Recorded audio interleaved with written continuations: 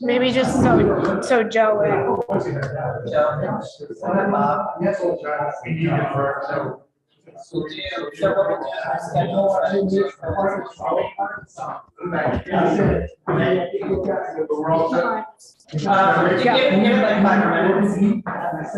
Just so that, you know, he's Joe.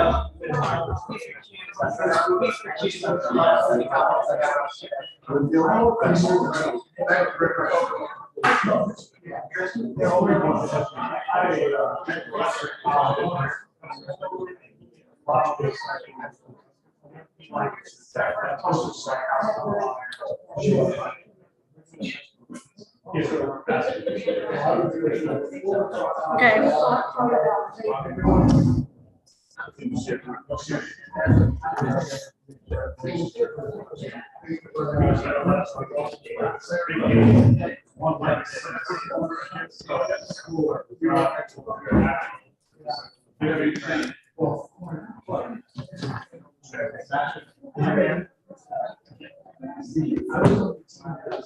You're gonna have to like talk, you have to talk into the microphone, like, because if not, they can't hear you. Yeah, just bring it close, yeah, that's good. Good evening, everybody. Good evening, everybody. We are on a very tight time frame tonight, so for being abrupt.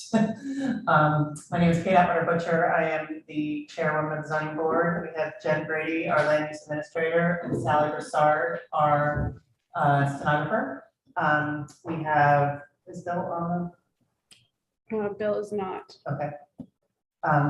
This meeting is going to be on Zoom. Is it right on Zoom? Yes. Well, it's on YouTube.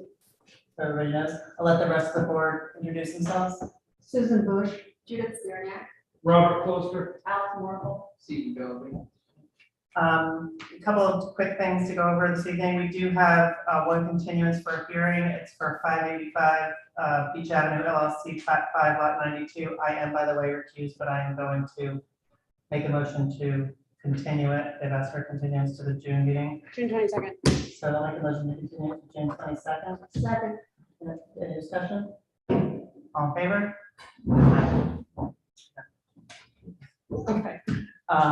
The first hearing of the evening is Philip and Jennifer Trahanas, trustees of the Jennifer Trahanas Revocable Trust, Lot 14, Lot 31. It's an appeal by Bluffhead LLC, Michael Barile and Michelle A. McBride, the decision of the building official issuing permit to Philip P. Trahanas and Jennifer A. Trahanas as co-trustees of the Jennifer A. Trahanas Revocable Trust for construction of a fence.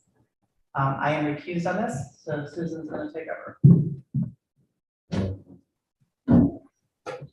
I would like to start the meeting by asking our attorney, Kathy Marola, to instruct the board on what we should and should not consider in terms of an appeal, since this is the first appeal for some members of the board.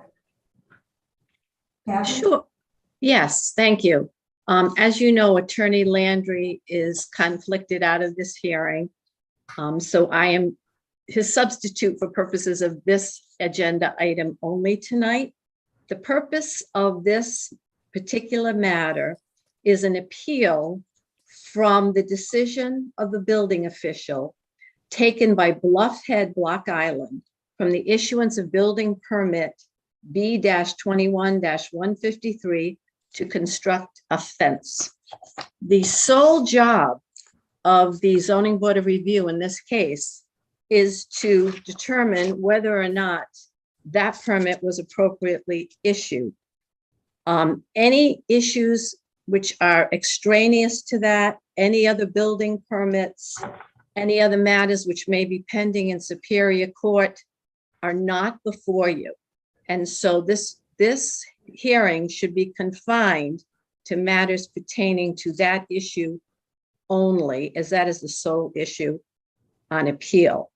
As a housekeeping matter, There have been many exhibits which have been submitted in this particular matter, which have been transmitted to the board.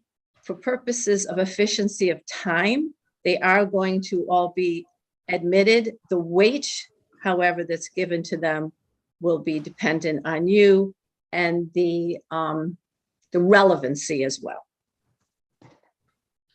Thank you, Kathy. Who is representing the Brewers in this? Tom Taro. And would you please go to the microphone to speak? I just have a bad. With your information, I can sit down and just proceed. He has a microphone. As long as you got the microphone. But we would like to officially enter all the exhibits at the beginning, which should save time as we go along. That's fine. Do you want to read them into the record, or you just want to accept them with the list that I provided to the clerk? What as did well you say, as the Jeremy? senator? I just wanted, if you want to ask if there's any other attorneys representing anyone else. There's a couple of Are people. there attorneys representing other parties? Yes, Madam Chair, my name is Nicholas Goodyear. I'm here on behalf of Thomas Rinsom, David Murphy, and Charles Phelps, to the extent that they are requested to testify by the appellant's attorney. Thank you. And then Bill Landry is also on Zoom. I'm attending the meeting, but I'm recused from this proceeding. Understood. All right, so the exhibits, should I list them one by one, read them out loud, or should You we? want them list? The list is kind of maybe when I introduce that as an exhibit. Yeah, just. All right, so we will call this exhibit list, which in exhibit A includes a list of 35 different documents submitted by the Guerrillas, by both men. Just for the record, exhibit 35 are videos of the depositions of David Murphy, Mark, Chuck Phelps, and Tom Houston. Their actual deposition transcripts are included with the exhibits. I'll take that. Thank you. And I also have copies of exhibits that references 29 through 34 copy fragments.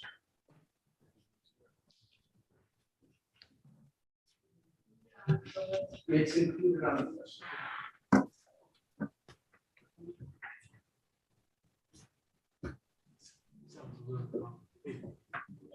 Would you like to call your first witness? I understand Mr. Murphy and Mr. Phelps wanted to be heard first. So Mr. Murphy.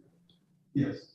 Mr. Murphy? So you're just gonna have to either, Tom, you're gonna have to either hold the microphone or sit, and then Dave's gonna need to use that microphone, and Kathy will swear you in. Would you please state your name and we're going to swear you in? David Murphy.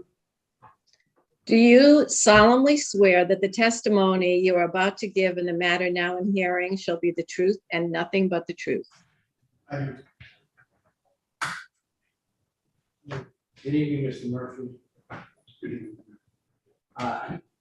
Back in February of 2021, you were a subcontractor for the town of Shoreham, is that correct? Yes. And at that time, you were the building official in the town of Westwood. Yes. With regard. Tom, you gotta talk into this microphone. Okay. With regard to your duties as the building official in the town of Westerly, they included reviewing applications for building permits and issuing building permits, correct? Yes. Well, I think we're getting far afield from the issues that are relevant This is a preliminary question. in this case. I'm not- Yeah, you can ask a few questions, but This is all what about- happens in Westerly is not relevant to what happens on Block Island. I understand that, but this is a preliminary question that has to do with the powers and duties of a building official as opposed to the zoning official. It is not the job of the zoning board of review in this case to make a determination as to contracts, issues pertaining to the validity of the board of the official that has been duly appointed by the town. That is not something within the jurisdiction or purview of the zoning board of review. So that this whole line of questioning if that's where it's going Kathy, please. is not relevant. Do not interrupt with this type of situation. I'm trying to present a case and put evidence into the record, which is pertinent evidence. The issue here is whether or not this gentleman had authority as a building official, and he had authority as a zoning official and zoning enforcement officer. And I'm advising the board that that issue is not before them. And it's not something that the zoning board of review has jurisdiction to consider or should be considering. If you want to make an offer of proof for the record, you can certainly do that. I am not going to. This line of questioning is This whole not line of questioning, because this is appropriate. totally improper. Let me tell you right now, it's improper. This is evidence that goes into the record. If you want to deny my clients a due process in law, so be it. But I'm not going to allow that to happen. Yeah. So, Mr. Murphy, with regard to your position with the town of New Shore, you were you were an independent contractor hired to perform certain services, correct? Yes. Okay, and those services did not include the zoning, acting as a zoning official or zoning enforcement officer. correct? Again, I don't, this is a far afield of what the board is, there is nothing before the board which allows the board to determine the appropriateness or the qualifications of the person who has been appointed by the town council as the building official. So, I mean, this can go on all night, but this is not relevant. The only thing that's relevant are the issues pertaining to whether or not the permit itself, under the criteria of the zoning law, should be, was appropriately issued. And it all depended upon whether or not there was a principal structure on that property when that fence was put up. This is all pertinent, all relevant. I'm And I'm not gonna sure I put it off- understand why. I'm sorry? I'm not sure I understand why. Because under the zoning ordinances, okay, if you have an appurtenant structure, okay, and there's a letter based upon an opinion from Attorney Landry that says if there's an appurtenant structure such as a fence, you need a building permit. And to obtain a building permit, all right, you have to have a principal residence, and the principal residence was demolished prior to the construction of the fence. And the whole purpose of I'm not sure that I follow. It would seem to me that if you own a piece of property, you can get a building permit to put things on that property, whether there's a stick of wood on it or not. if you allow me to introduce the evidence, there's two things. There's a building code of the state of Rhode Island on one hand, and there's zoning ordinances of the town of New Shore. The building code is statewide. Zoning ordinances are customized to each city and town. And in the town of New Shore, you have zoning ordinance 711, which requires a demolition review when a piece of property is going to be raised. And if that is not followed, there's a penalty that attaches. And that penalty is you cannot present to the town another application for a permit for a 2-year period. That's why it's relevant here, because the conduct in this particular instance with regard to the fence, with regard to the demolition is egregious. And that's why I am putting all this evidence on the record. Because if your decision is not to take down the fence, I've got to go to the Superior Court, and the Superior Court judge has the right to consider what I've presented here. But what we have to consider as this board of appeal is whether the building permit was issued properly. That's correct. Period, end of discussion. That's fine, but as far as allowing me to present my case and my evidence to support our appeal, to preclude me from doing that, would preclude my client from due process of law. So I I'm am not sure presenting, I follow, because you can go to court with this, you need the zoning board to determine what's in front of it with the zoning. Other issues can be taken. this is forward. a zoning board of an appeal. When I go to the Superior Court, it's based upon the record I present here.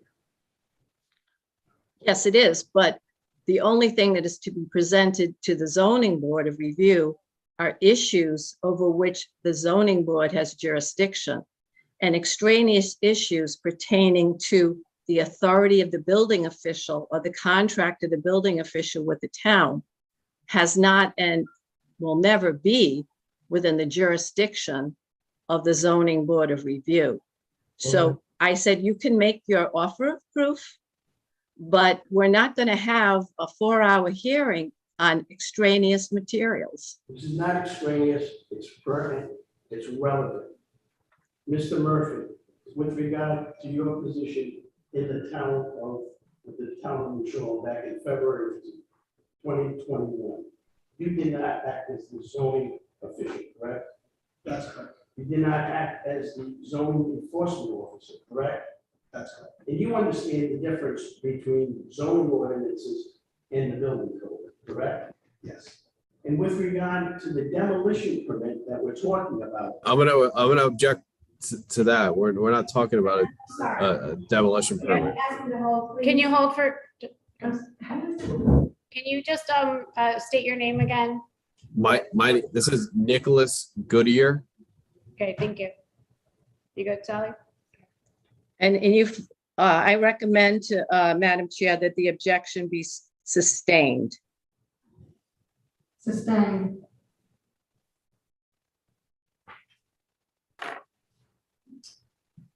the demolition permit, which is marked as exhibit number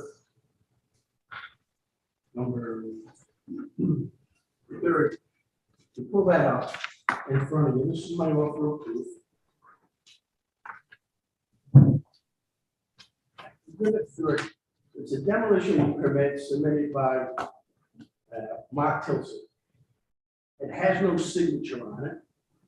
It doesn't identify the property. It was submitted to Tom Rism. And the purpose of the permit was to raise the Montgomery House and 2 other structures on the property. And with regard to the demolition permit application, there's a requirement under section 711 of the Town of New Shore Building Code that the zoning officer, who is also serving as the building official, be submitted certain information by the property owner or his or her agent. And that information includes information concerning why are we raising this building? Is it unsafe? Is it hazardous? Does it need to come down immediately? And there's a purpose behind this demolition review, and that is the town of New Shore decided that for the community's best. Madam Chair, I think questioning of witnesses is permitted, but we haven't had a question in several minutes here. If you have a Hey, question, Kathy, this is you have this is a an question offer to of put proof. to the This is witness, an go offer of ahead proof. and do it. But as I said at the beginning of the hearing, and as Madam Chair has just sustained, matters We're not pertaining here to about demolition demolition. This is an Wait a minute, order. wait. permits are not, if you can, Kathy, we need one at a time, please. I know, I'm sorry. Matters pertaining to the demolition permit, as the Madam Chair has just sustained the objection, are not relevant to this hearing. And I can make an offer of proof, which I am doing, and you're interrupting me. All Okay, right? you did not say you were making an offer of proof. I did say that. Go ahead. Could you read back the last thing I said?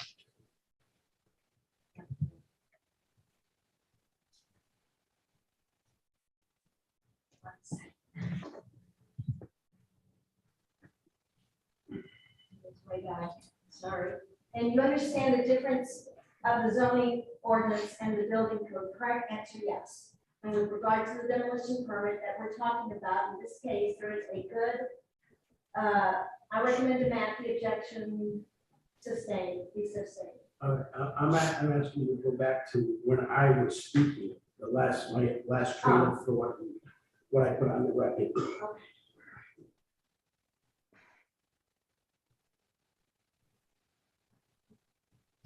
And I can make an offer of proof, which I'm doing, and you are interrupting me, all right? Well, you did not say you were making an offer. Before that, so I know where I'm at. Kathy, okay.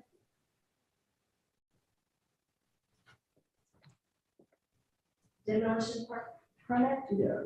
demolition permit, which is marked as exhibit number 30. If you'll pull that up in front of you, this is my offer of proof, exhibit 30. Permit submitted by Mark Wilson, and it has no signature on it. Doesn't identify the property. It was submitted to the town of Rhode Island. And the purpose of the permit is to raise the Montgomery House and 2 other structures on the property. And with regard to the demolition permit application, there's a requirement under section 711 of the town of New Shore Building Code that the building zoning officer, who is also building officer, will be submitted certain information by the property owner or his or her agent, and that information concerning why we're raising this building. Is it unsafe? Is it hazardous? Does it need to come down immediately? And there's a purpose behind this demolition review, and that is the town of New Shore decided that, and then Kathy started. The town of New Shore decided that as a public policy, it did not want to have buildings raised and have demolition materials put in the landfill. And they put together a process whereby the zoning official, in that capacity, reviews certain information provided by the applicant or his agent to determine the structure. Is it reusable? All right, can it be moved? And if this witness were to testify, Mr. Murphy, he'll tell you first, he wasn't aware of section 711. He was not the zoning officer. He did not receive any of the documents. I'm going to object to characterizing what as It's an to offer what of proof. It's an offer of proof. If you will, you can object. I can make my offer of proof. you could speak to the exhibit, but you can't characterize how. I As can put all this on the record because I'm being precluded from doing that. With regard to his testimony, he would tell you that he received no documentation, okay, as to whether or not this was a reusable property or could be salvaged in some way. By reaching out, under the statute, you're supposed to reach out, that's the applicant or his agent, to the community and find out if anybody's interested in buying this property or moving this property. That never happened. There was a letter issued, and this is Exhibit 31 by Mr. Murphy, if he were to testify. He's going to tell you, I didn't prepare this letter. I don't know who prepared this letter. I just signed it. And this letter refers to zoning section 711, okay, demolition review. And I asked him at his deposition, and you can read it, it's an exhibit in this case.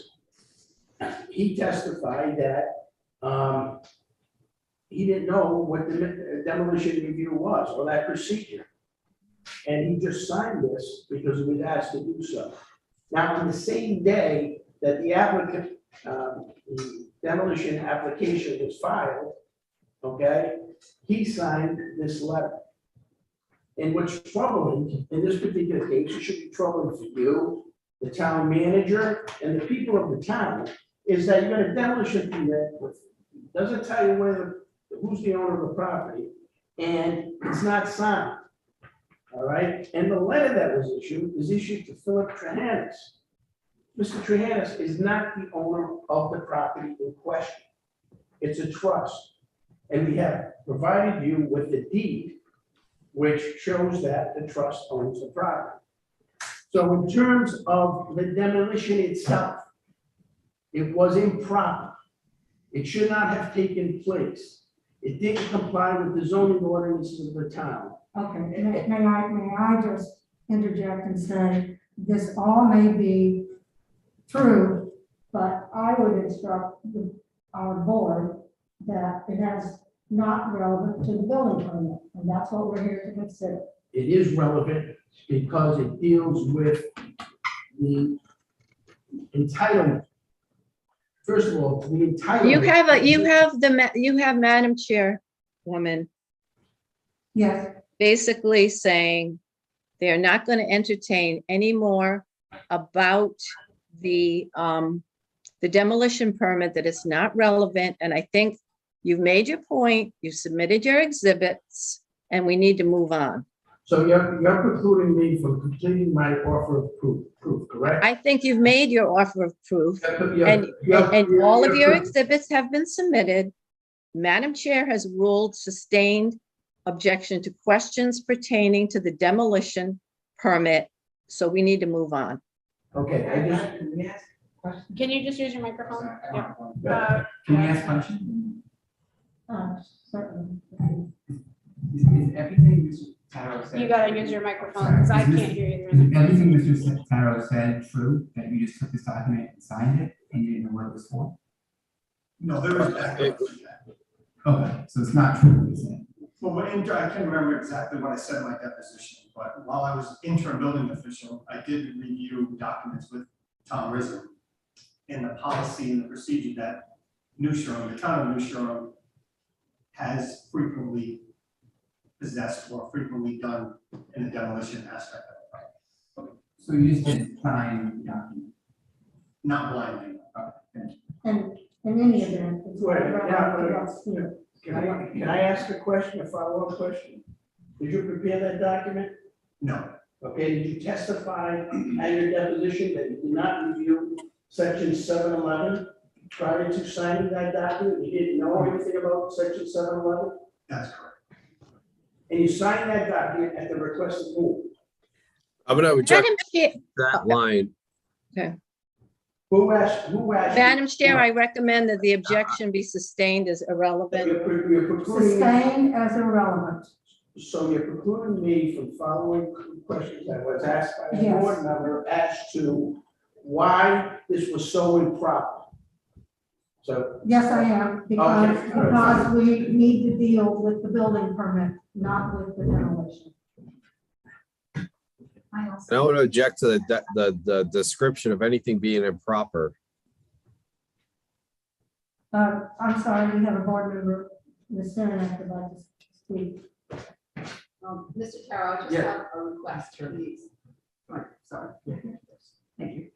A request, if you would, please. Back in your very early remarks, I just don't want to let it pass because Okay. it's going to get to be more important, I think. You referred to the fence as an appurtenant item or among things that are pertinent items.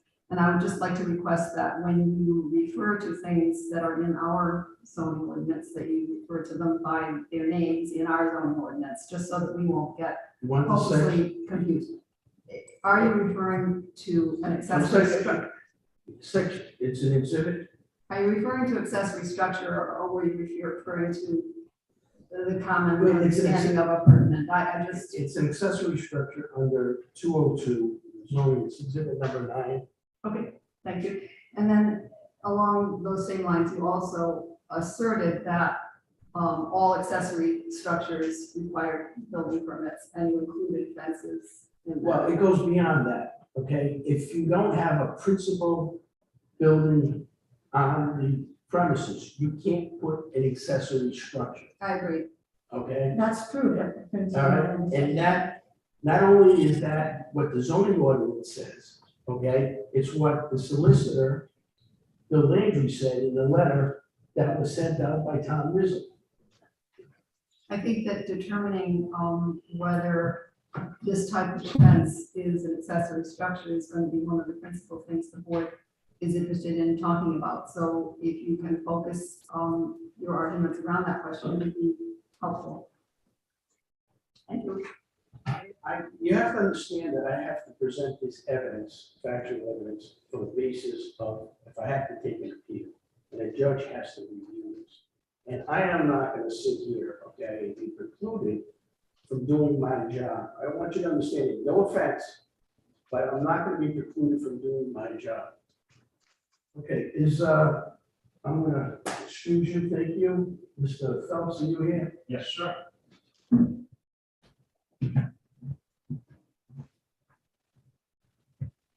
Kathy, Then state your name for the record and they sworn. Charles Phelps. Do you solemnly swear that the testimony you are about to give in the matter now in hearing shall be the truth and nothing but the truth? Yes. Mr. Phelps, you're employed by Formally, Correct. okay? Tom, can you just use your microphone, please? Thank you. No, Mr. Darrow, yeah.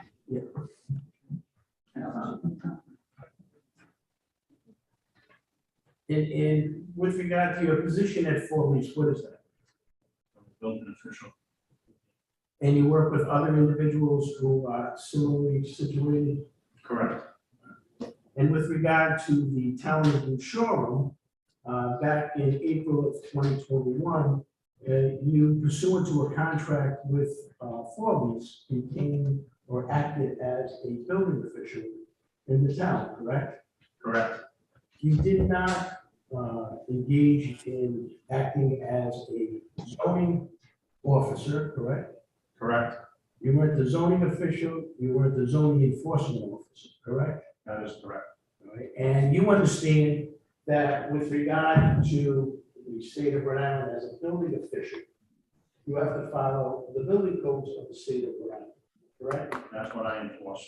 All right, and there is a difference between building codes and ordinances of a town with regard to zoning, correct? Correct.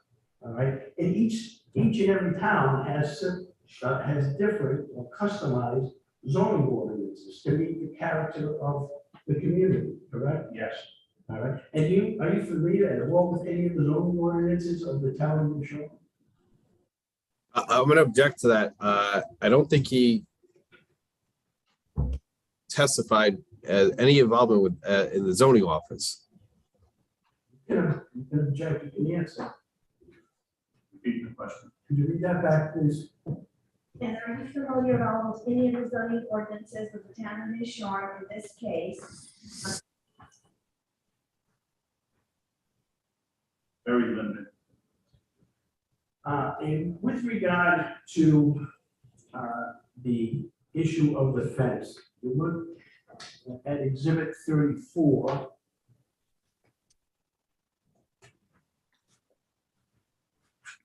I'll show you a copy. Is that your signature on this building permit? Yes, sir.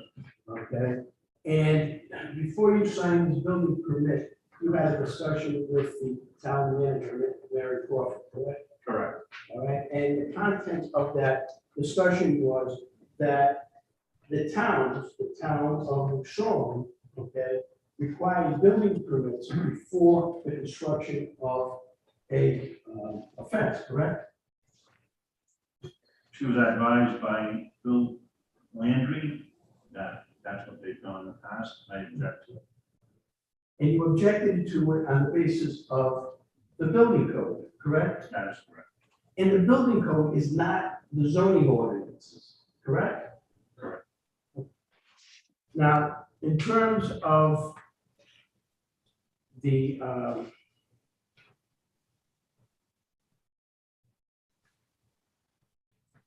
enforcement of the zoning ordinances, you had no authority or power to do anything with regard to that, correct? Correct. Are you aware that a permit had been issued without the application for a permit with regard to the building of the fence? Repeat that, please. Okay. You issued a permit. Okay, did you have in hand an application for a building permit for a fence? I do not recall. Well, there is none in the records that were produced by the town of New Shoreham in response to the subpoena I served upon it. Those records are exhibit 1. You have no recollection of reviewing any application for a building permit? No, I don't. And as a building official, okay, before you issue a permit, you require an application to review first, correct? Yes. Okay. So they're all on open double. So, yeah, Well, sometimes you get an application for a building permit that requires certain documentation to support it, correct? yes, And some of that documentation may be, all right, in building plans and specs, I need this, that, and the other thing, correct? absolutely. All right, and you may say, this building or this structure can be built in accordance with the building code of the state of Rhode Island, correct? Yes, And then zoning can say, hey, listen, you can't do that in our town because it doesn't comply with the zoning ordinances. Is that correct? could happen. Okay, thank you. No further questions. Susan, could you just see if anyone has questions for those witnesses so they know whether or not they can leave? Because the two previous witnesses need to catch the ferry, if anyone in the audience or on Zoom needs to ask, or the board would like to ask questions, we should do so now. The two witnesses that we just heard, are there, if there are any further questions, we need to do it now so they can be excused. I'm just confused real quick, so. Can you just move that Yeah, microphone over? I Sorry. apologize. I'm just confused, so the building permit for the fence, not the demolition, there was never a building permit application? Is that correct? Okay, that's all I want to know. Thank you. Any other questions? And I think we're free to go. And thank you. Kathy, are you okay with, and Nick goes with them leaving? Yes. Yes. Thank you.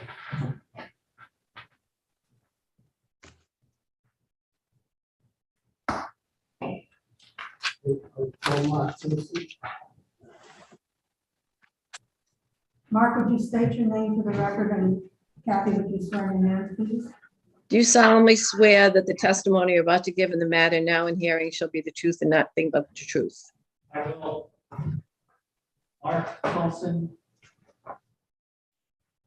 Now, Mr. Tilson, you are the former building official, zoning enforcement officer, and zoning official for the town of New Shore. Is that correct? That is correct. And you retired back in December of 2020. Correct.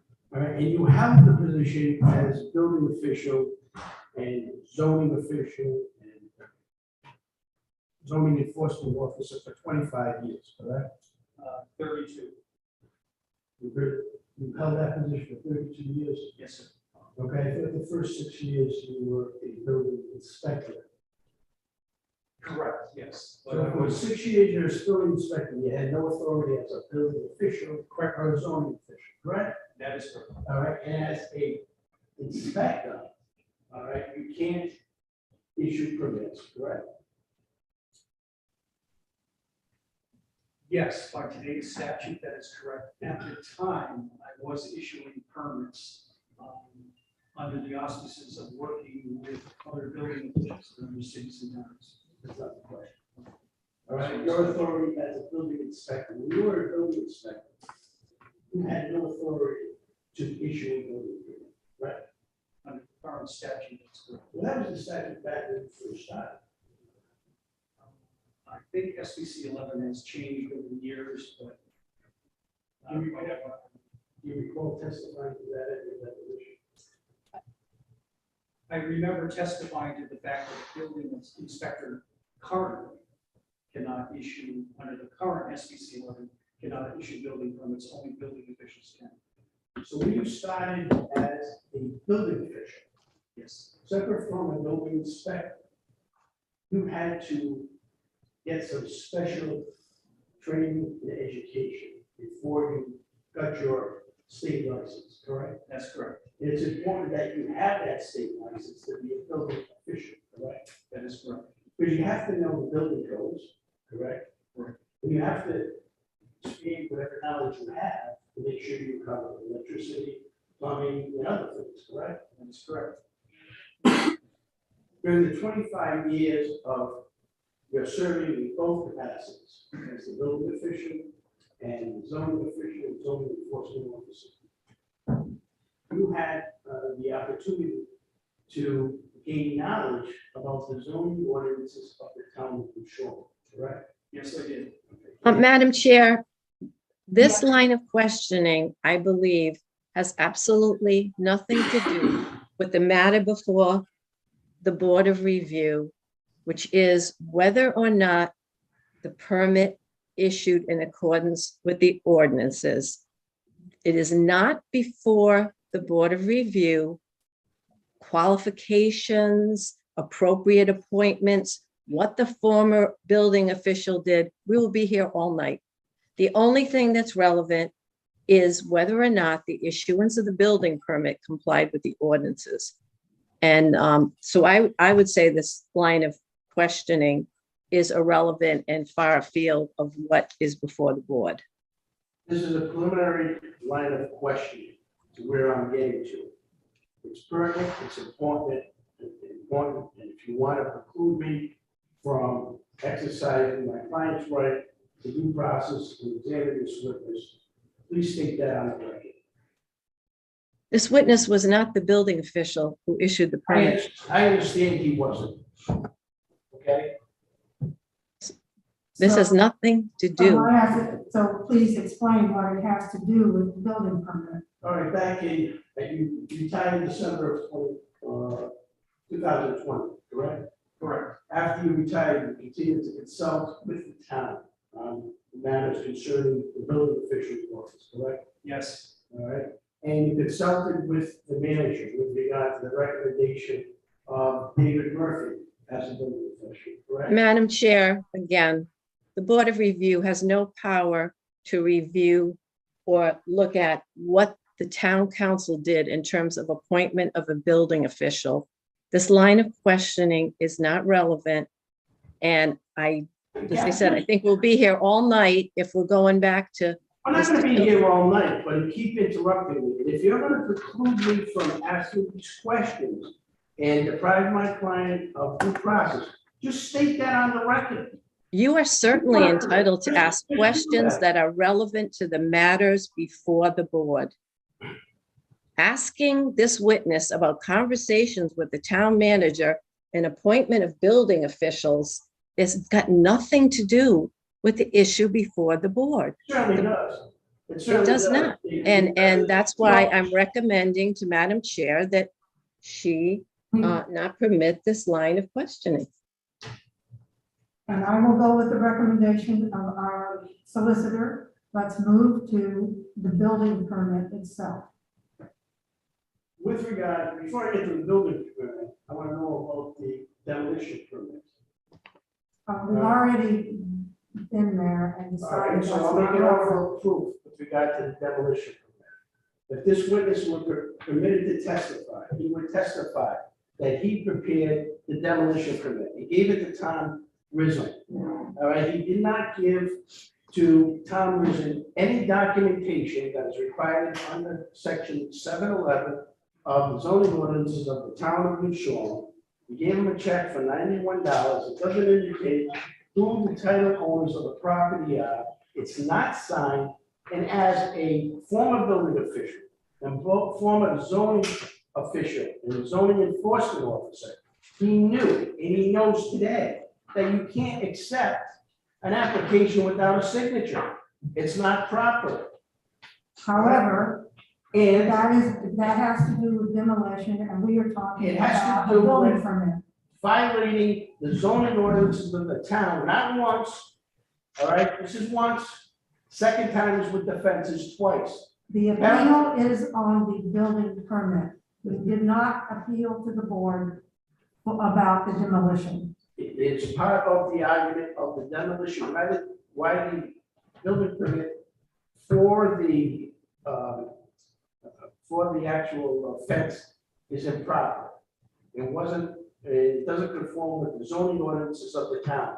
Because if you don't comply with section 711, the penalty is you can't come back before the town in 2 years and submit another permit.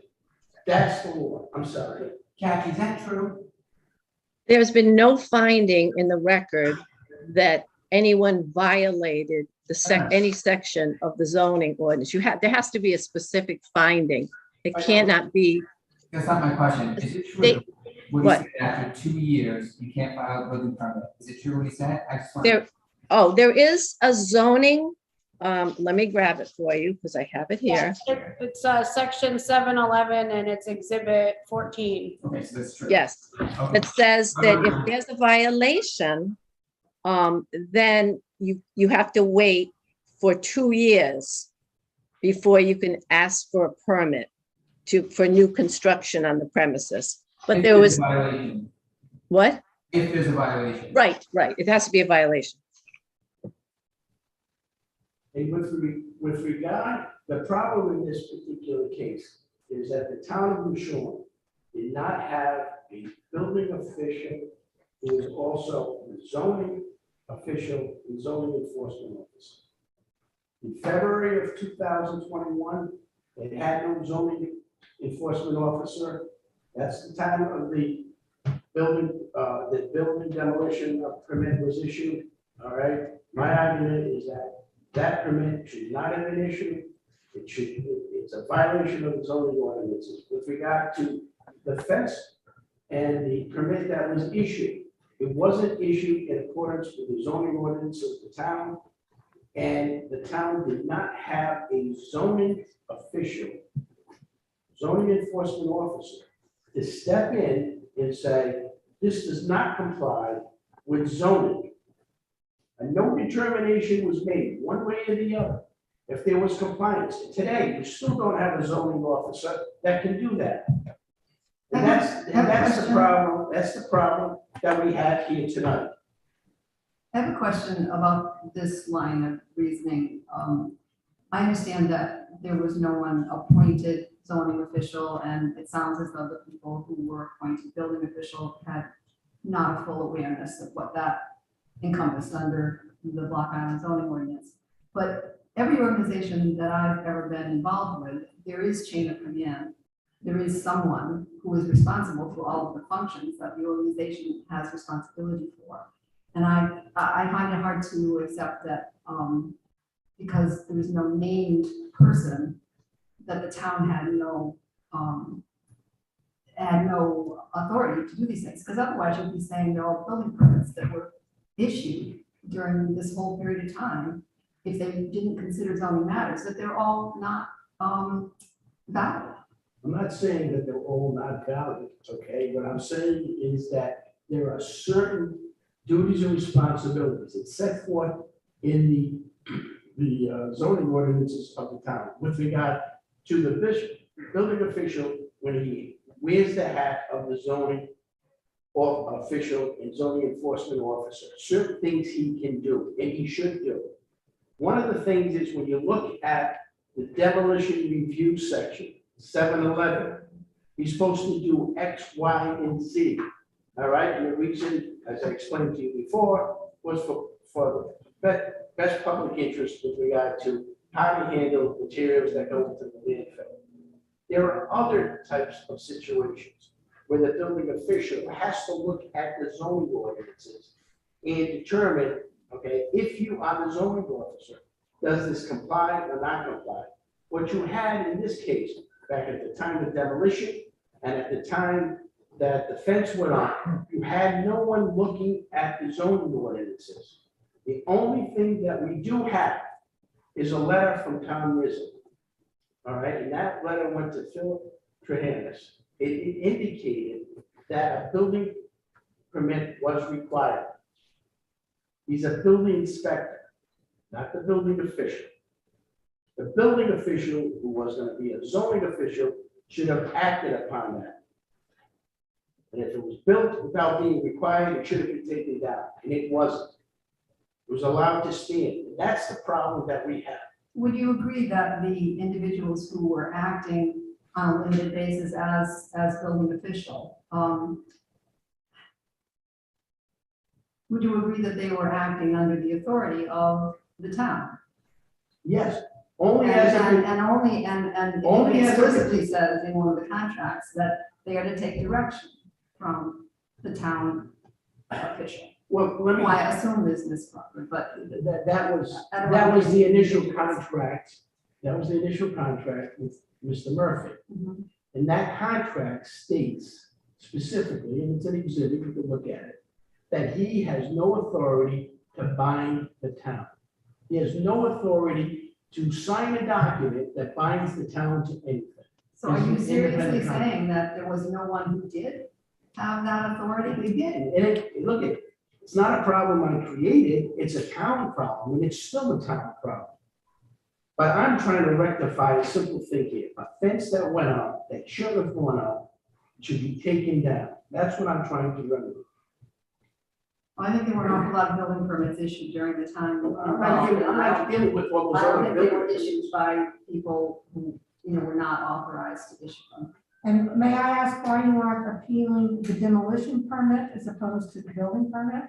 If that's the crux of the problem, That's one of the problems. I don't have to appeal that because the decision?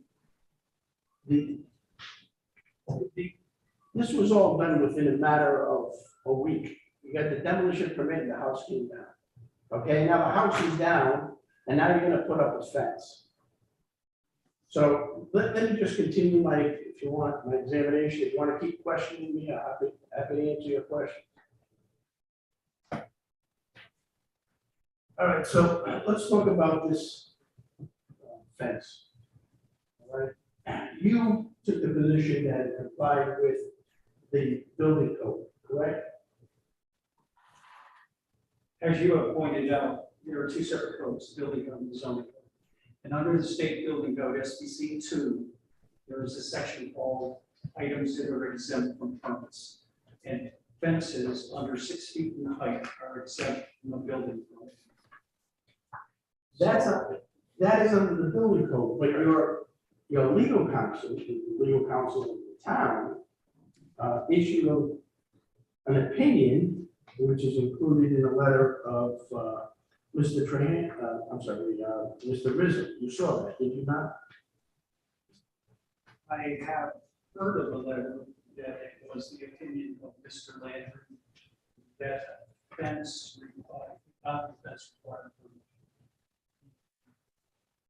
And I'm going to show you, it's exhibit 33. Let's see if you saw that before. Could you read that one into the record? Sure. Dear Mr. and Mrs. Trahanis, in late April 2021, New Shore Building Inspector was made aware that you were building a fence along the southern border of the former Montgomery property, map 14, lot 31. We were further informed that you did not intend to apply for a building permit for this fence, citing the 2019 Rhode Island 1 and 2 Family Dwelling Code, section R 105.2, which exempts fences over 6 foot high from requiring a permit. This fence was subsequently erected. Since then, and in consult with our land use solicitor, we are informed that the code section R 105.2 specifically does not exempt compliance with municipal ordinance provisions. That a fence is a structure, and that our local ordinance requires a permit for structures. Therefore, admittedly, and after the fact, the building department has issued building permit B-21-153 for the construction of your fence. Because not permitting this construction was an error on our part, we have waived the application fee. A search of our building department files did not reveal that the building permits were civilly issued for fences to be constructed in the past. No action is required on your part. A copy of the permit is attached to the records. Signed by Tom Rizzo, New Shore Building Inspector. You're familiar with the zoning ordinance section 202A. Oh, yes, I am. At this point, again, I think we're getting far afield. A person has been subpoenaed who was not part of the building department at that time and had nothing to do with the issuance of the permit. We have to get back to what's before the board. This is important, and if you're gonna preclude me from asking this question, just say it and I can proceed forward. But this is, But it's a pertinent question, it has to do with the structure. you're asking questions about the permit at issue before the board I am. of someone who was not even in the town employ at the time. That is not, his views and reading this is not relevant to the issue before the board. The issue before the board is whether or not the building permit was properly issued under the town ordinances, not what Mr. Tilson might have done years ago or might think now. That's for the board to decide. I'm not asking him that. I'm asking him about a specific section of the zoning ordinance. It's a You're section asking him that to can be interpret, read. you're That can asking be him, read. you're asking him, a person who's not employed by the town, who was not employed at the time the building permit was issued, to interpret an ordinance. That is the I am board's, not that is the asking him to board's interpret- I'm purview. not asking him to interpret anything. That's the board's purview. Mr. Tilson, are you familiar with section 202A6? Yes, Okay, could you read that into the record? it is a zoning definition. It is titled accessory structure. It reads, a structure which is customarily incidental and subordinate to the principal structure. An accessory structure shall be restricted to the same lot as the principal structure. An accessory structure shall not be permitted without the primary structure to which it is related. An accessory structure does not include any structure designed, intended, or used for overnight human habitation or occupancy. No accessory structure shall be used for overnight human habitation. And again, I would ask Madam Chair, the interpretation of the ordinance is up to the board. We are in a situation where the fence, the interpretation of the fence and what it is a structure as opposed to an accessory structure. And as the zoning attorney for purposes of this hearing, I am advising you that not all structures are accessory structures, and that a fence, as Mr. Landry has advised in other hearings, is not an accessory structure. It is a structure. And there's a difference between an accessory structure and a structure. And based on the definition of an accessory structure, that does not fall, a fence does not fall with it. An accessory structure is a subset of structure. So there is no primary structure required to put up a fence. So can we move on to the building permit itself? Let me ask the following question. Is it not true when the fence went up that there was no primary structure on the property? As I recall, the primary residence was being demolished. And when it went up, when the fence went up, there was no primary residence. When it was completed, that's right. With regard to section 11 of the zoning ordinance, are you familiar with the general propositions concerning obnoxious, offensive, or structures that are offensive or nuisance to the general community? Excuse me, but I believe that is subjective. And again, we need to get on to the building permit itself. Well, it's not, this is not subjective, but this is. Offensive, When it that says is not, subjective. there are several letters from neighbors, all right, that have indicated to them that's exactly what this fence. But that is not anything that this board Well, can it's part or of the- should decide on. We do not decide matters, that kind of matter. Our sole function is, was the building permit issued properly? Well, I disagree because Well, you. I'm sorry, I have but to say this for the that's what it record. is. I have to say this for the record, because you got a building permit that was issued without an application, all right? It doesn't appear to be appropriate because it was issued by an individual, Mr. Phelps, and he never considered any of these zoning ordinances. And you have, your board, why you're sitting here is because of zoning. And to But enforce, it's a and to very enforce specific the part zone. of, it's a very And which- specific part of Excuse zoning. me, I'm sorry. Yeah, I'm I sorry. feel like You finish, I'm sorry for interrupting you. Mr. Phelps, and he never considered any of these zoning ordinances, and you have your board while you're sitting here, it's because of zoning, and did you want to finish that? I didn't hear, it was both of your talking. What did I say? I have to say this for the record, because you've got a building permit that was issued without an application, all right?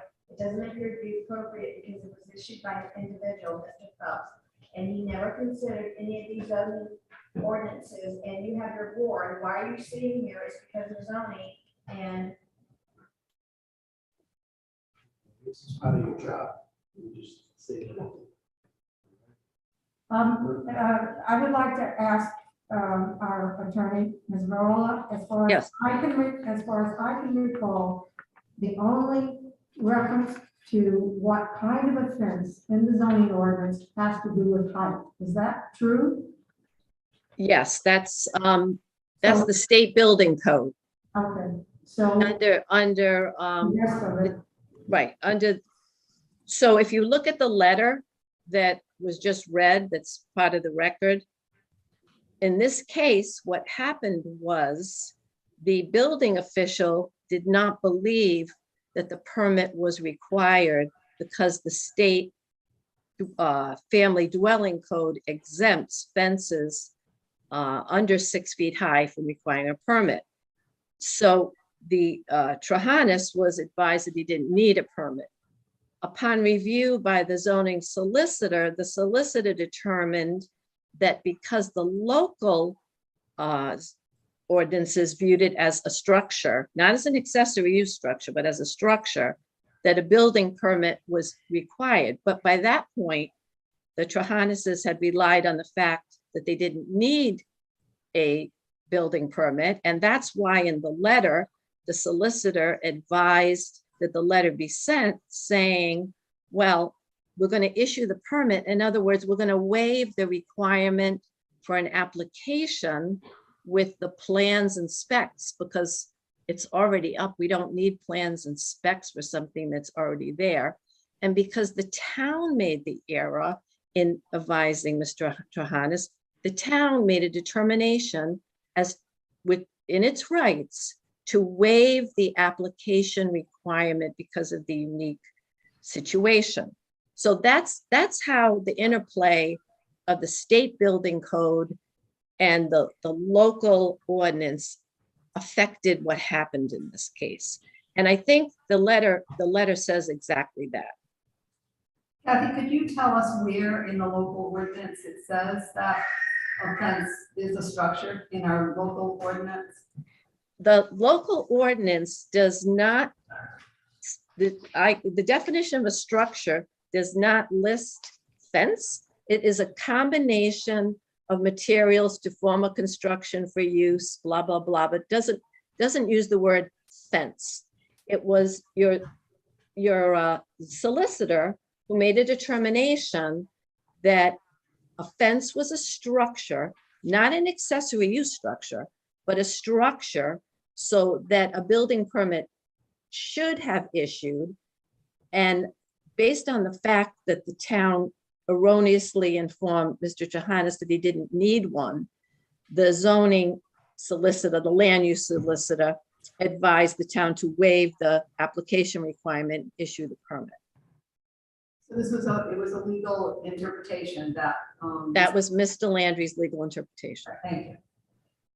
I have no further questions. I'm gonna next call Bill Landry. Excuse me, Mark, we have a question from, Ms. Sorry, I have a question, Mark. In some depositions I've seen and in the letter from Mr. Reesum, there's an assertion that all fences have, all fences in the past have received building permits. And that was one of the arguments that was put forth. In your 25 years in the capacity as building official, did you have informal conversations with property owners who might come by your office and say, Mark, I'm thinking about doing this, I'm thinking about doing that? And you might have advised them on any number of matters. Yes, you need a permit for this. No, you don't need a permit for that. Is this not part of your educational role in the town? To answer your question, I do that almost daily in my office, yes. And Thousands of reviews. I observed it many times. And in the case of fences, can you recall instances where you told the property owner that a boundary fence in their particular situation was not required, permit was not required? I would object to the question. I don't think it's a problem. I don't think it's a problem. I think because I you're get to trying- ask any question. You can ask whatever you want, but I can tell you this, okay? You're asking about something that is not the same as what we have here.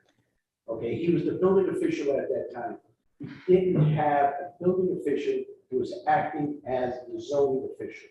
I understand, Back but then, he was. I think he is the expert on what was done historically, having 25 years as building official. I would agree that he has a lot of experience, and I've tried to question him on that, and I've been stopped. So, but you can ask your But I question. mean, and when I'll Mr. follow. Reason says that all, fences required permits in the past, and someone else in one of the depositions, it might have been Ms. Crawford's, that the records had been examined, and it was noted that all fences received building permits. And I'm just observing that doesn't include all the people that Mark talked to and said, don't need one for this, do you need one for that? And I just wanted on our record that that's historically what happened. Okay, well, it's not the same, because you're not dealing with a situation where you don't have a principal structure. If you're talking about the same thing, there's no primary structure and a fence is built, all right, then Mr. Tisson's gonna tell you, because I asked him at the deposition about a situation where there was not only a fence built, but there was a tennis court, there was no primary structure, and he went as the building official and the zoning official and zoning enforcement officer and told them to stop. Am I correct, Mr. Tilson? I believe that the board member is entitled to ask any Where is it? question and that she's entitled to get an answer. There were several situations in my experience. I'm asking you simply about the one, I'm not sure which one you're talking about. what was that, you? Mr. Tilson is responding to a question from a board member right now. Can we please answer Judith's question? If I may, I thought that was a very good question. Yeah.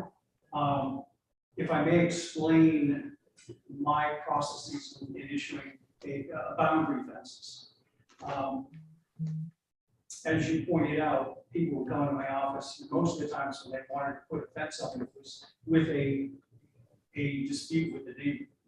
And we would have the discussion, and I would tell them that they're allowed to have a fence as long as it's under, 6 feet or less on their boundary. I always advise them to keep it 6 inches back from their property line so they wouldn't get into arguments with their owner that wasn't on the property line. There are several times or administrative procedures in our town where fences do require, they're mandated to have permits. For example, when Deepwater Wind came to the town for their approvals and National Grid, there were requirements for fencing around their equipment. That was part of the deliberation of the zoning board, and because it was part of the decision, the fence permit was mandated.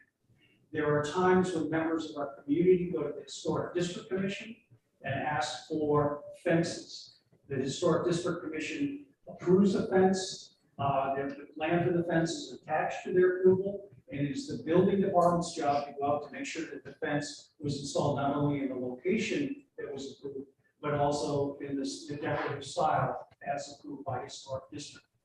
I have had people come into my office asking me if they needed a permit for a boundary stone wall, which is a barrier, which is a fence. And I said, you are not required to have one, but if you want to document that the stone wall was put on your property, please come in with a copy of the assessor's plat map or survey and indicate where you're constructing the stone wall. At that point, I would issue the fence permit.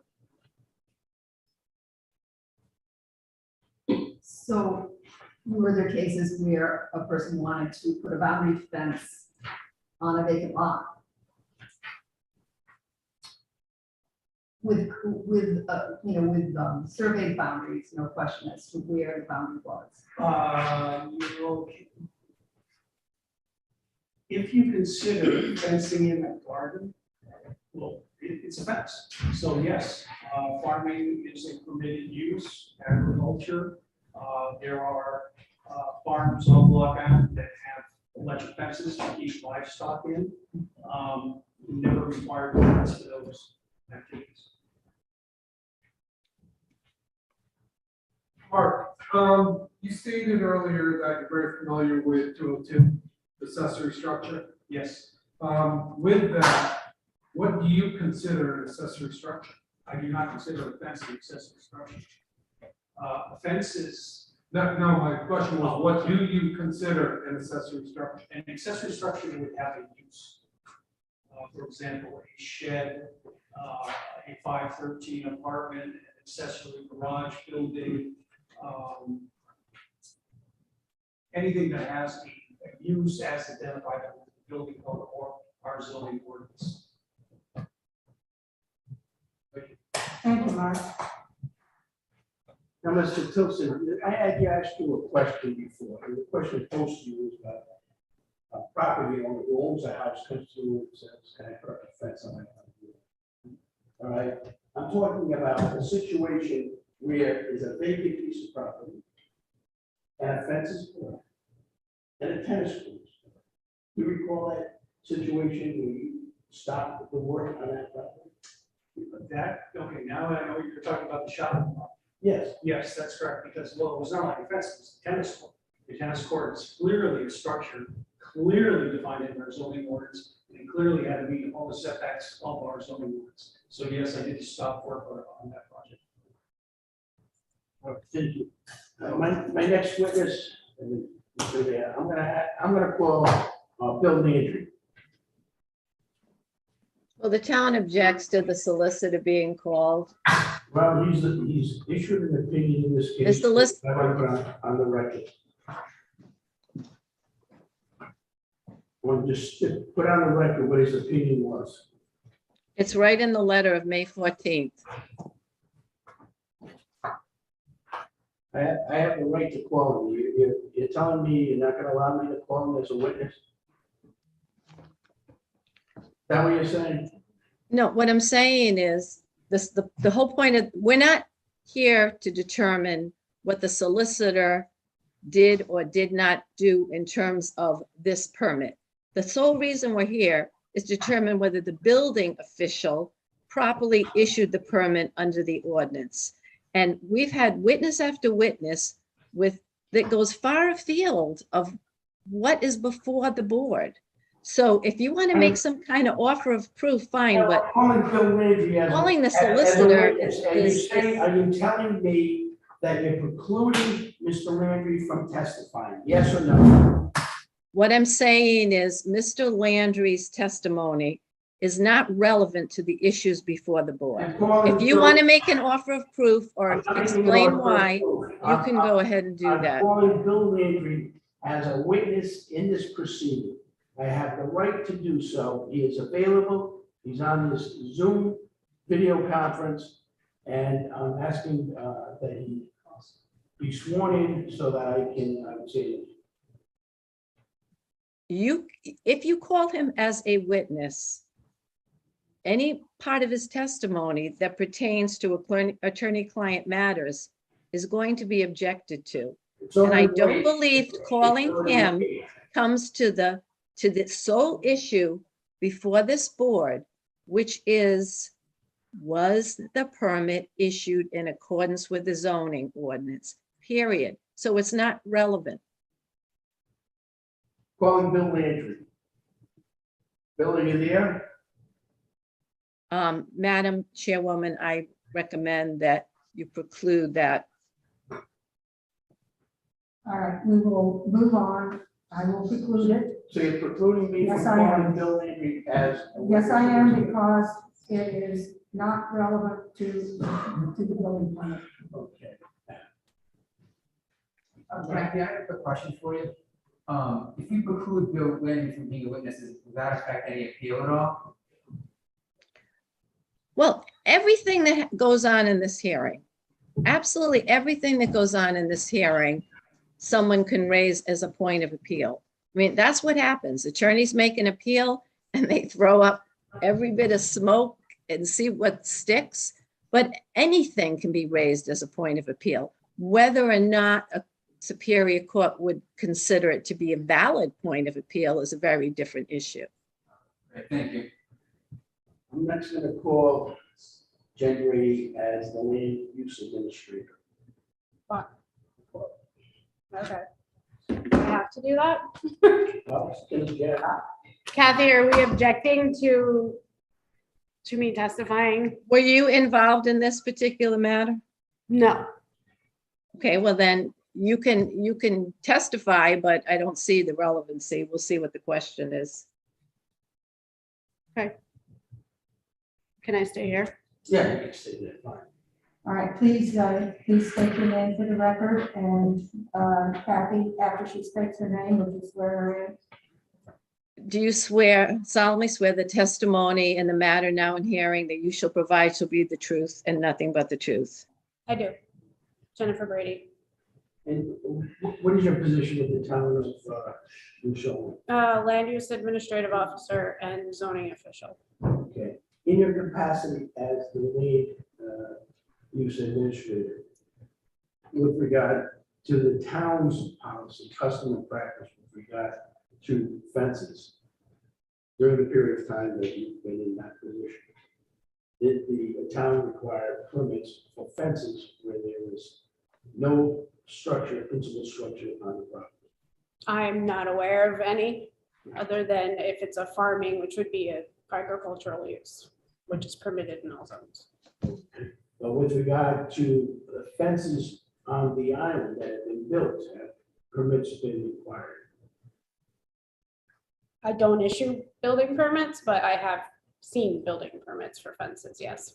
Well, have you consulted with residents of the town relative to land use? And if they want to put up a fence, if they come to you and said, I need to put up. And again, this person we're getting far afield where we've got to focus on what the issue is before the board. It's this permit.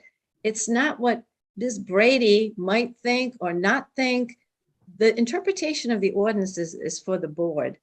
And, you know, I allowed her to be called without the objection. However, exactly what I said I thought would happen has happened. We're in a line of questioning, which is totally irrelevant to the issue before the board. So I recommend that, Madam Chair, that this line of questioning not be permitted, as it is way beyond what's before the board. I mean, you don't see appeals where everybody who used to be the zoning official, who is a zoning person in the office, is called to talk about past things and what was done in the past and what do you think? And that's not what's before the board. So could we please move on?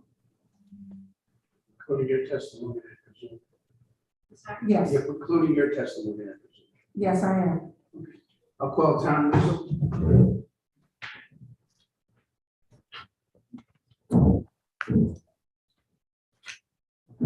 Please state your name for the record, and then Kathy, would you swear him in? Tom Rizzo. Mr. Rizzo.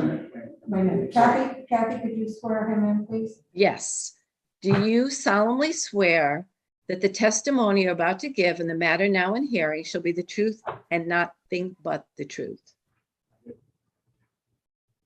Rizzo, back in April of 2021, what was your position in the town of New Shore? Excuse me, I was the building inspector. As the building inspector, you had no authority or power to issue building permits, correct? Correct. With regard to the fence that was constructed adjacent to the Barilli property, did you have occasion to go out and view that fence? Yes. And how did that come about? How did it come about that you went out to the property to view the fence? I'm sorry, I can't hear that question. How did it come about that you went out to view the fence?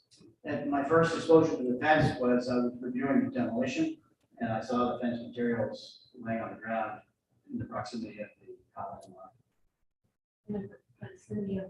Of the common line between the two. I can't hear, I'm sorry. Sorry, my answer was I was on the site reviewing the demolition, and I saw the fence materials on the site. Thank you. And the demolition had been completed when the materials were delivered, correct? Substantially completed, it was, say 90%. Buildings were down. Yes. And with regard to the demolition, when the fence went up, okay, there was no primary structure on the property, correct? I'm going to object to that. I'm not sure his role as a building inspector. He was charged to understand or apply the zoning ordinance as to principal structures, accessory structures, or just structures. You can answer the question. Madam Chairwoman, I recommend that, I will sustain the objection.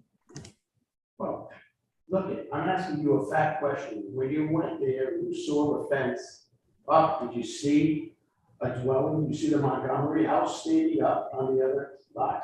I think I just stated that the structure was essentially down and the demolition process was 90% complete. All right. With regard to your discussions with Mr. Barilli, do you recall that discussion? In reference to what? To the fence. At that time, Today, do you remember? no, there was no discussion with Mr. Barilli about the fence at that time. Okay. Was he there? No. Did you ever go there when he was there? When I was there inspecting the demolition process, I was not in communication with Mr. Barilli. Did you go to the Barilli residence and meet with Mr. Barilli about the fence? Sometime after I was inspecting, sometime after I had concluded inspecting the demolition process, yes, I stopped by the Barillis to witness that the fence had in fact been erected. And did he have some concern about the fence being erected? Yes. And did you take some action as a result of that?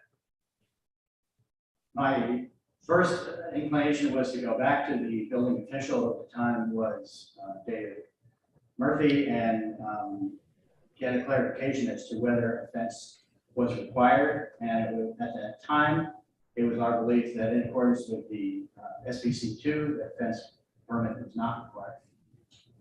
First of all, Mr. Murphy wasn't there at that time when the fence was constructed. Not, he was not on the site. Mr. Murphy wasn't the acting building official at that time. We were in transition at that time. It was, Mr. Phelps came aboard in April. So in the February, March, April timeframe, it was first Mr. Murphy and then Mr. Phelps. Well, this fence went up in April. That's what I'm asking you.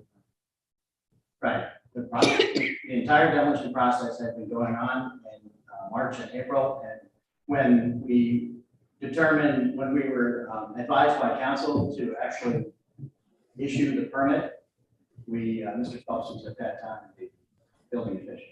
And you gave him, what information did you give him by way of an application? No. With regard to your concern about whether or not a permit is necessary. I'm going to object to that because he's not charged with analyzing that point. With regard to your concern. I'm going to. Sustain. Did you contact the lady? I'm going to object to his discussions with Attorney Landry. It's already waived. It's in writing, it's waived. You can't, there's no attorney-client privilege. We have a letter here that you asked him about a phone call. I didn't ask him about a phone call, I asked him. You said, did you call Bill Landry? You can answer the question. That's covered by attorney-client privilege. If someone calls someone, it's not covered, that's not an attorney-client privilege. Well, I will defer to our attorneys on this one. and- Whether a call was made is not attorney-client privilege, the existence of the call. It's the content of the conversation that's attorney-client privilege. You can, Mr. Ism, you can, if you called Bill Landry, you can respond to that finite question. I can only recall that Mr. Landry and I communicated on this subject. He was sometimes in our offices, and there may have been a phone call as well, but I don't recall a specific call. Did you receive from him a determination on his part relative to whether or not a permit was required? I think that's referred to in my letter. The answer is yes or no? Yes? Yes. Did he give you that opinion in writing? No. He verbally stated it to you, correct? Correct. Okay, and at that time, his position was what at the time? That in accordance with the zoning codes, that a building permit should be issued for the fence because it was a structure, and all structures require permits. With regard to the fence itself, did you ever require an application to be filed? I'm going to object to that. This is the building inspector. So determining a requirement for an application, I don't think that's in his purview. If you want to ask him if that's in his purview, In your capacity as a building inspector, you did facilitate a building application permits, correct? Correct. And you would review those, correct? Yes. And you would provide those to either Mr. Murphy or Mr. Phelps, correct? Correct. You would issue the permit, correct? Correct. You had no authority to do that. Also. So, in terms of building permits, you were familiar with, before you grant the permit, you have an application, correct? Typically.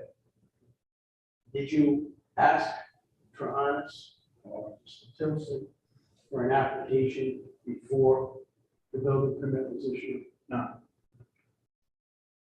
With regard to the statement you made, the search of our building department files revealed that building permits were similarly issued for all fences constructed in the past. Who made that search? Staff, myself and others. Okay, so tell me who at this town hall assisted you with going to the files and determining if permits were required for building fences. That would be myself and my administrative aide, Karen Ford. Anyone else? Perhaps. I think we were looking for a precedent setting examples, and we found numerous ones. How far back did you go? There was no structure to the search. So when you say numerous, more than 10? Let's say that. There are no further questions. All right, before you leave, does anybody on the board have a question for Tom? Thank you, Tom. Mr. Maroney? Yes.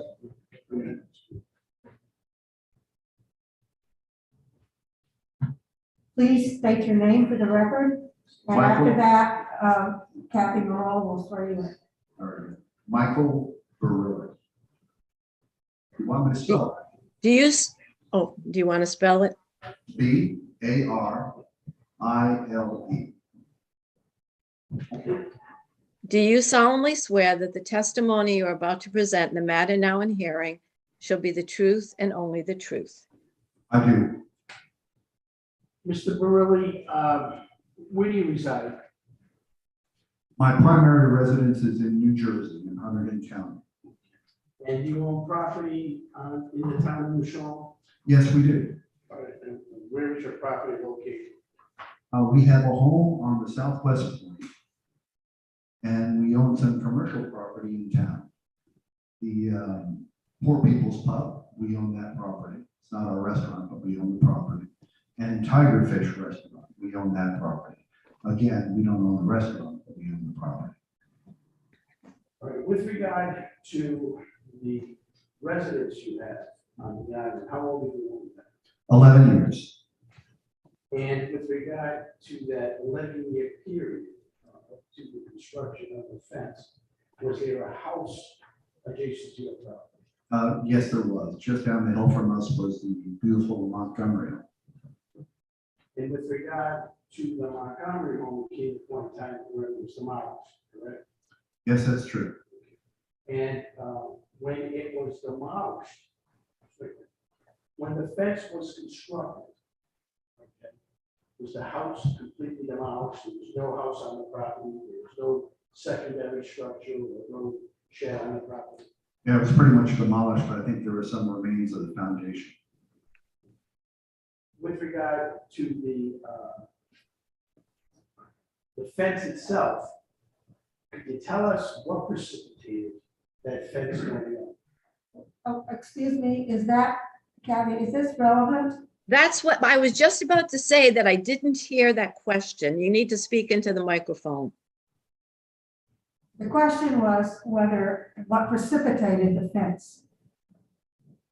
No, I would basically say you have a parallel proceeding pending in Superior Court under the spite fence statute. The precipitation of that would be relevant to that action and not to the matter before the board. That's something within the purview of the Superior Court under the spite fence statute. So I would think that that line of questioning is totally irrelevant to what is before the board. When the fence went up, did you take any action to notify any official in the town of New Shawn regarding the construction? Yes, I did. Who did you notify? Tom Rizzo. How did you notify? I went down in person and spoke with him, and he assured me he would come have a look. He told me at that time that a permit would be required, and if construction began without a permit, that he would stop it. With regard to the visit to the property, when Mr. Rizzo came out, were you there? I was. And do you recall discussing with him the fence and his impression of the fence? Yes, at that point, the fence construction had not begun, but there were rolls of chain link and tall aluminum poles laying along the property border. And I said, this looks like there's a fence building up. His response was, it looks like that to me, but I can't act until construction begins. And when the fence was constructed, or the process of being constructed, did you contact him again?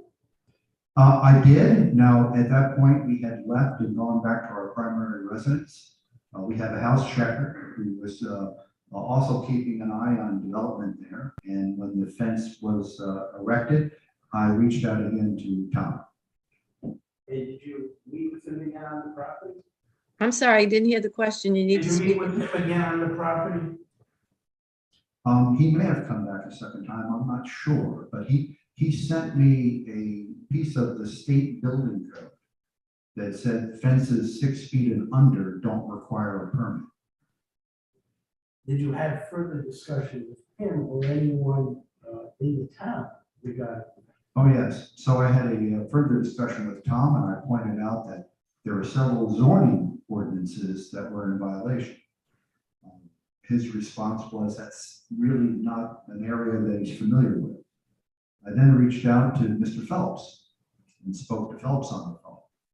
And Mr. Phelps said, well, it's okay with the building code. And I pointed out, well, it's not okay with the zoning code.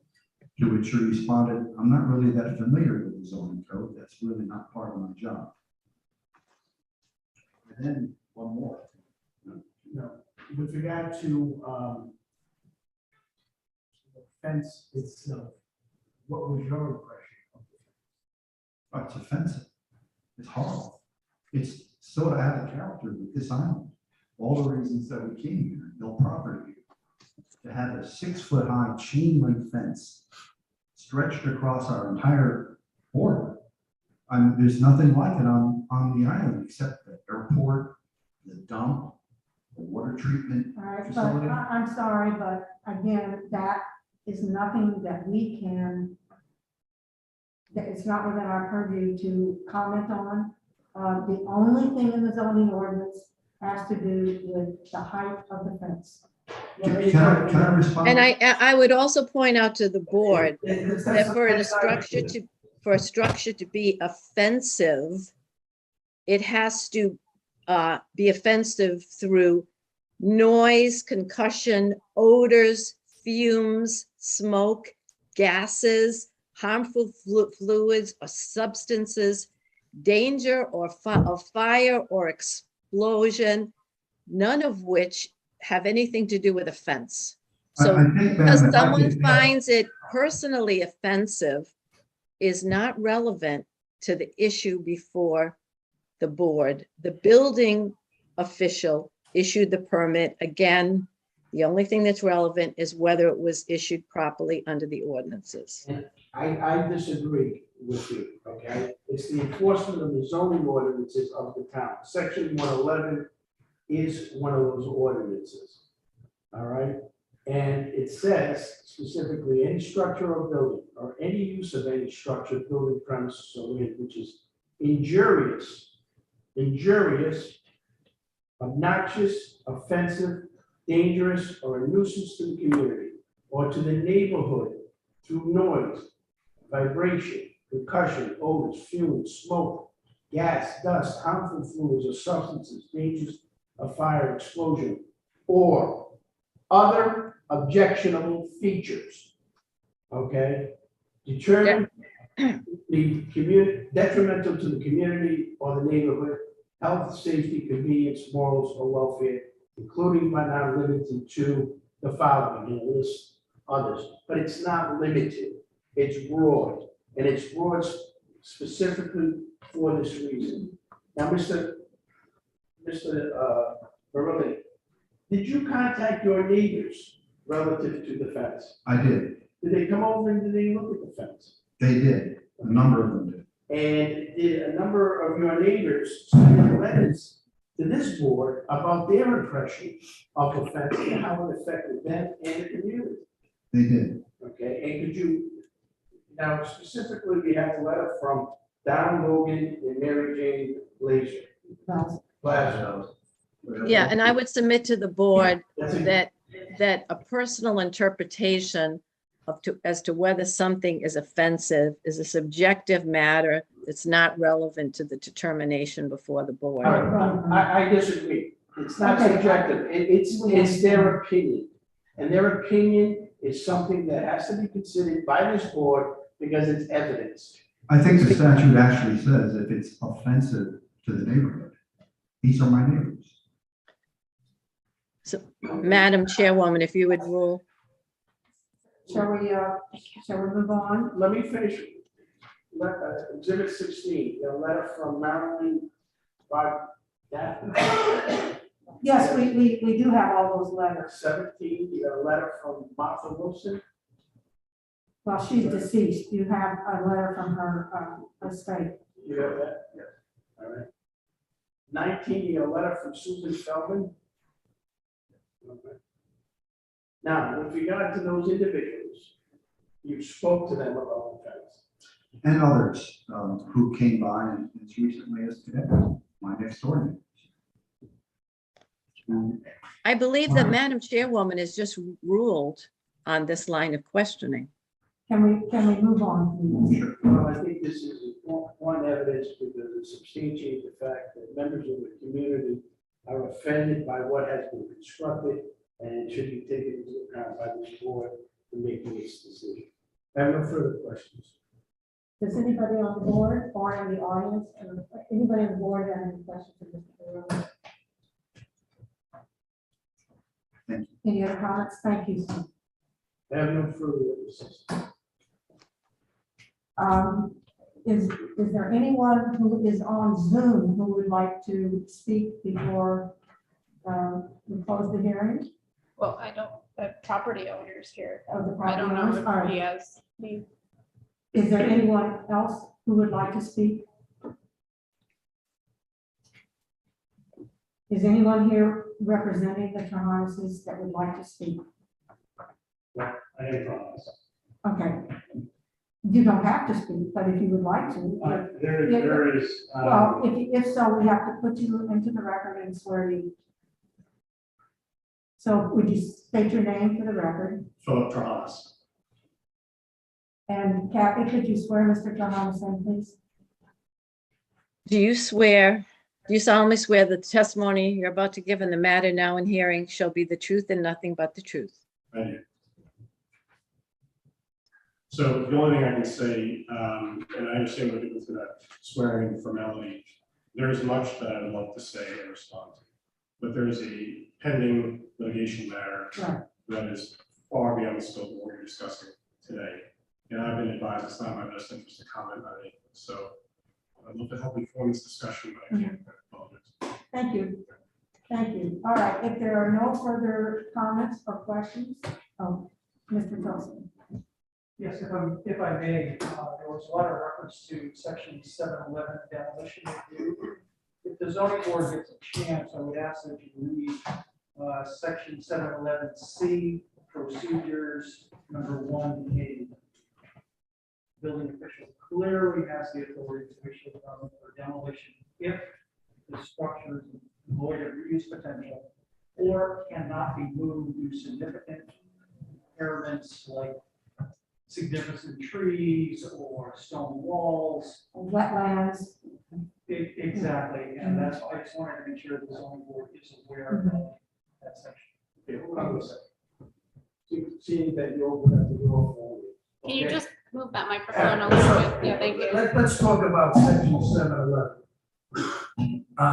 When that application was submitted, the applicant or the agent, such as you were the agent, required to provide certain information to the building official, who in fact is the zoning official, correct?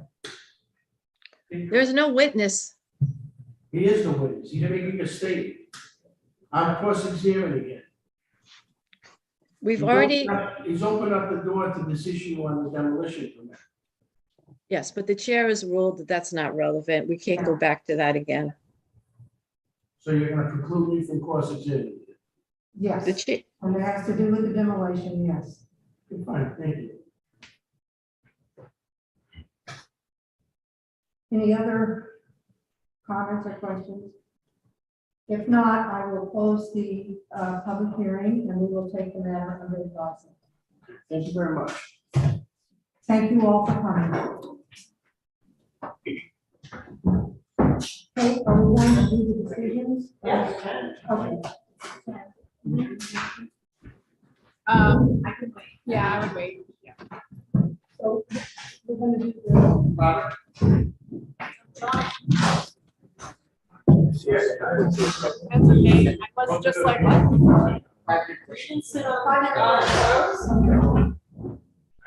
Yeah, you did. So we have a request for 5 minutes. Oh, okay. We're gonna take a 5-minute break, Kathy. okay, sounds good to me.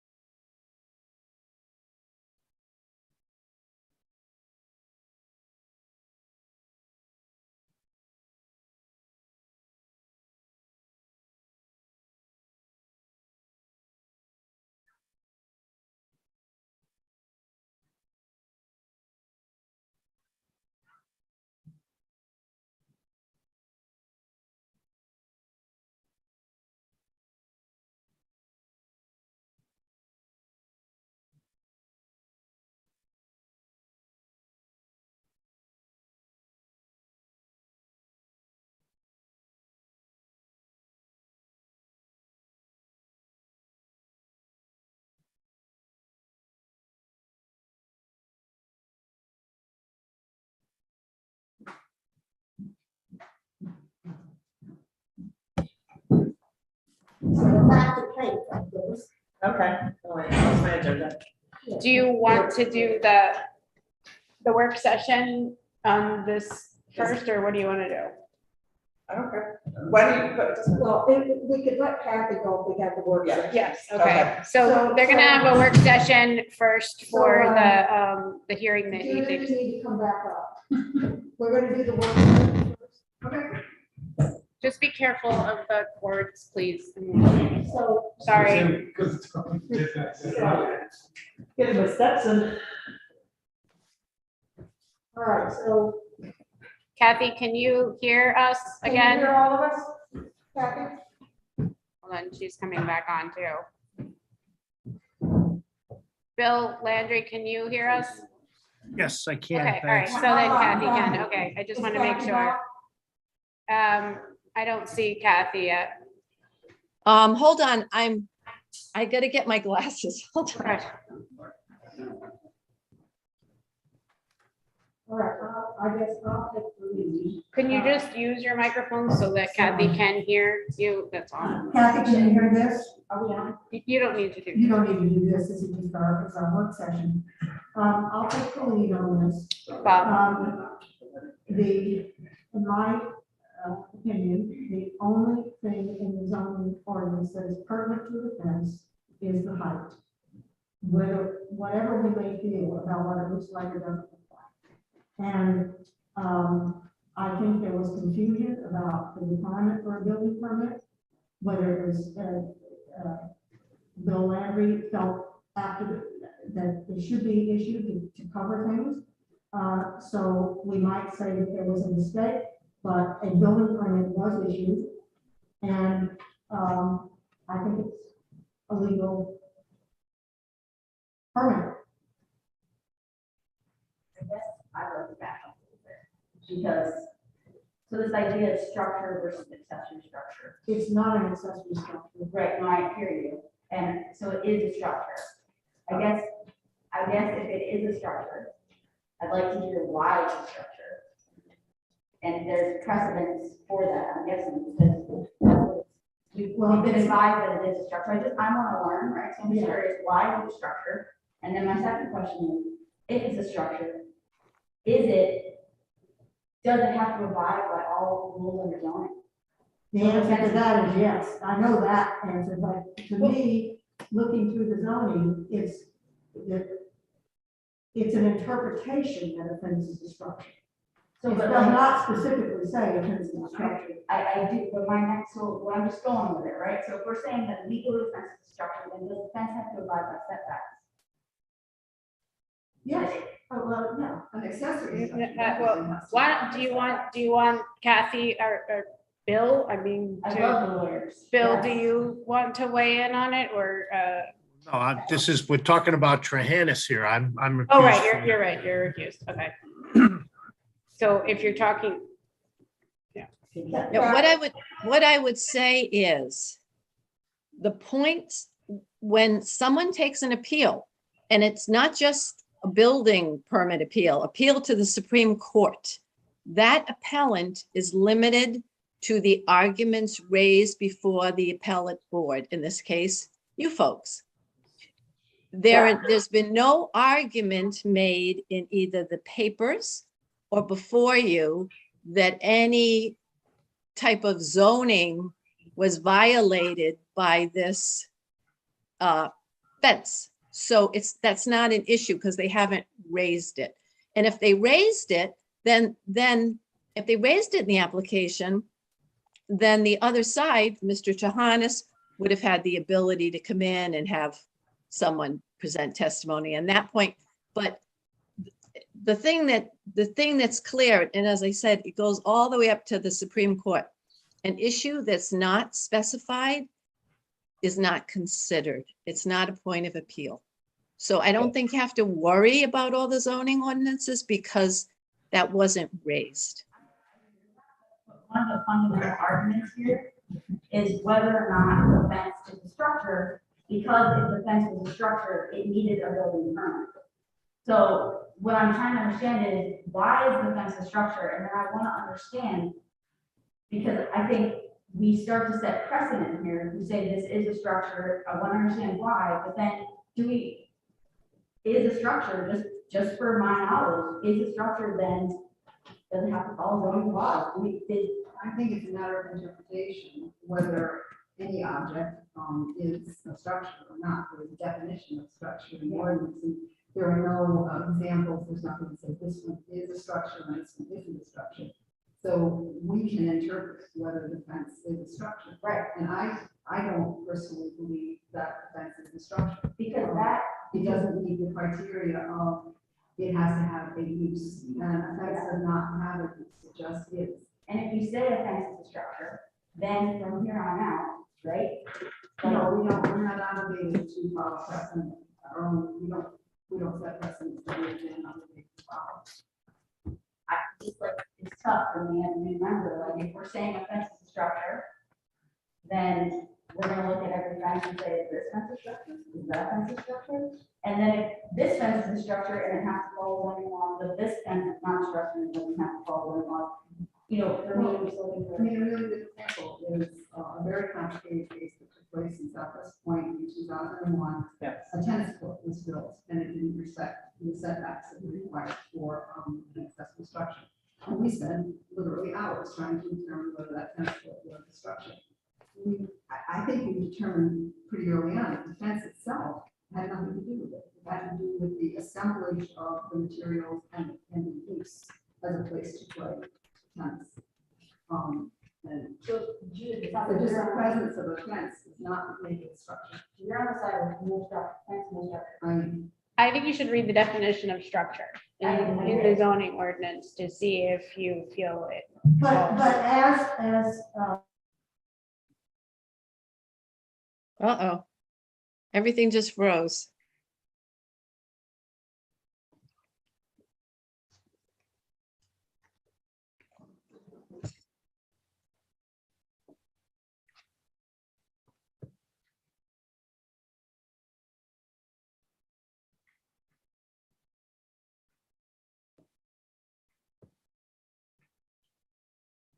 My screen just froze. Everything froze.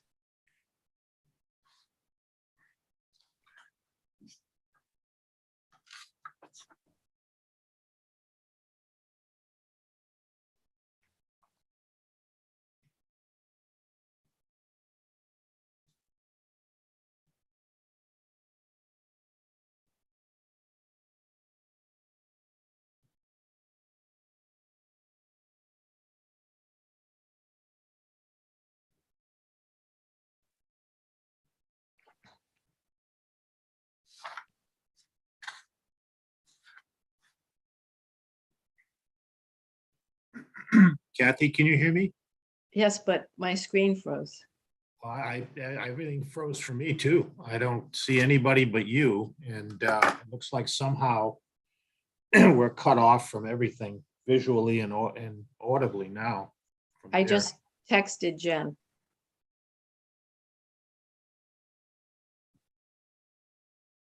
I'll tell her it froze for you as well.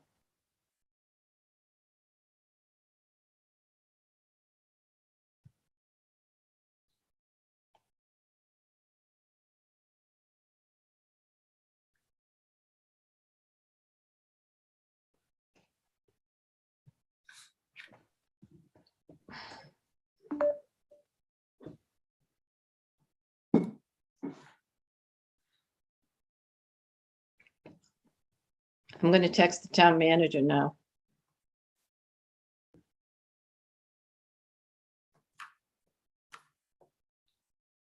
Seems like more than a buffering thing. It's a, I think something serious.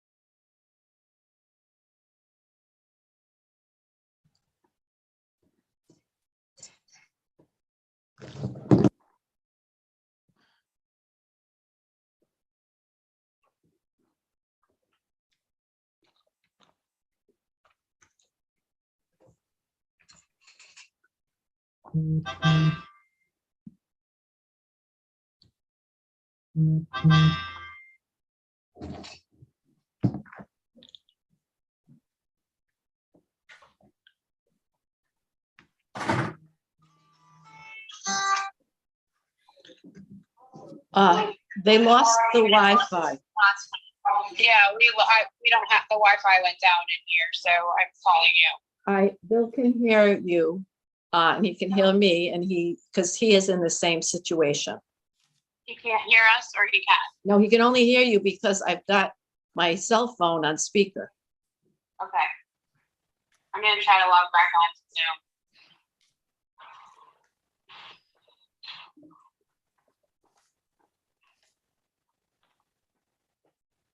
Kathy and Bill can hear you if you want to continue the conversation. Let's see. So, how do you all feel? Shall we, I'm inclined to deny or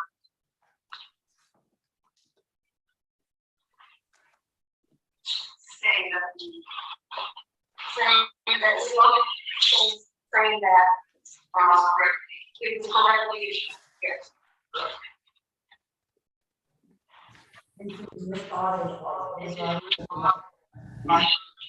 Okay, I think we've got you back. All right, can you hear us? Okay. Yeah, much better. I don't, you got your Wi-Fi back. That's great.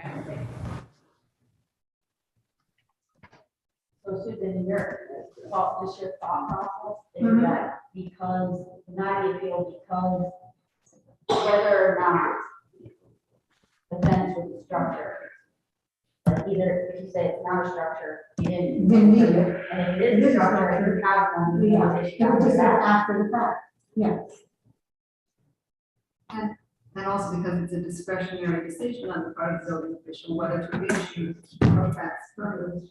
And so he made a discretionary decision to issue. He decided with himself, but he still took that action. It was within his authority to act in a discretionary way about this particular fence. And as Kathy Marola has told us, the rest of it is irrelevant. I find that the permit was incorrectly issued because there was no building permit, or no building permit application submitted. So a permit should never have been issued. Except that the structure, except you could go see you could go visually see what was there. Because it was already. Yeah, because it was already there. Right, if I could just interject, I think the reason that your land use solicitor said that it should issue without the application is because the application sets forth for the building official what it's going to look like, what the parameters are, what the materials are, and that wasn't needed because it was there and he could just go look at it. So I think that's why your land use solicitor indicated that it should be, the application should be waived. Now, Kathy, earlier you said a fence is a structure, not a accessory structure, correct? Yes, and that is based on the interpretation of your land use solicitor. So some structures are accessory and some aren't. And a fence, according to the legal opinion you receive, is a structure because it's a combination of materials to form a construction for use. And that's my understanding of that legal opinion, that it's a structure. And the reason your land use attorney opined that a building permit was needed and that conflicted with what your building official understood originally because the two-family dwelling code, the state building code, exempts fences not over 6 feet from requiring a building permit.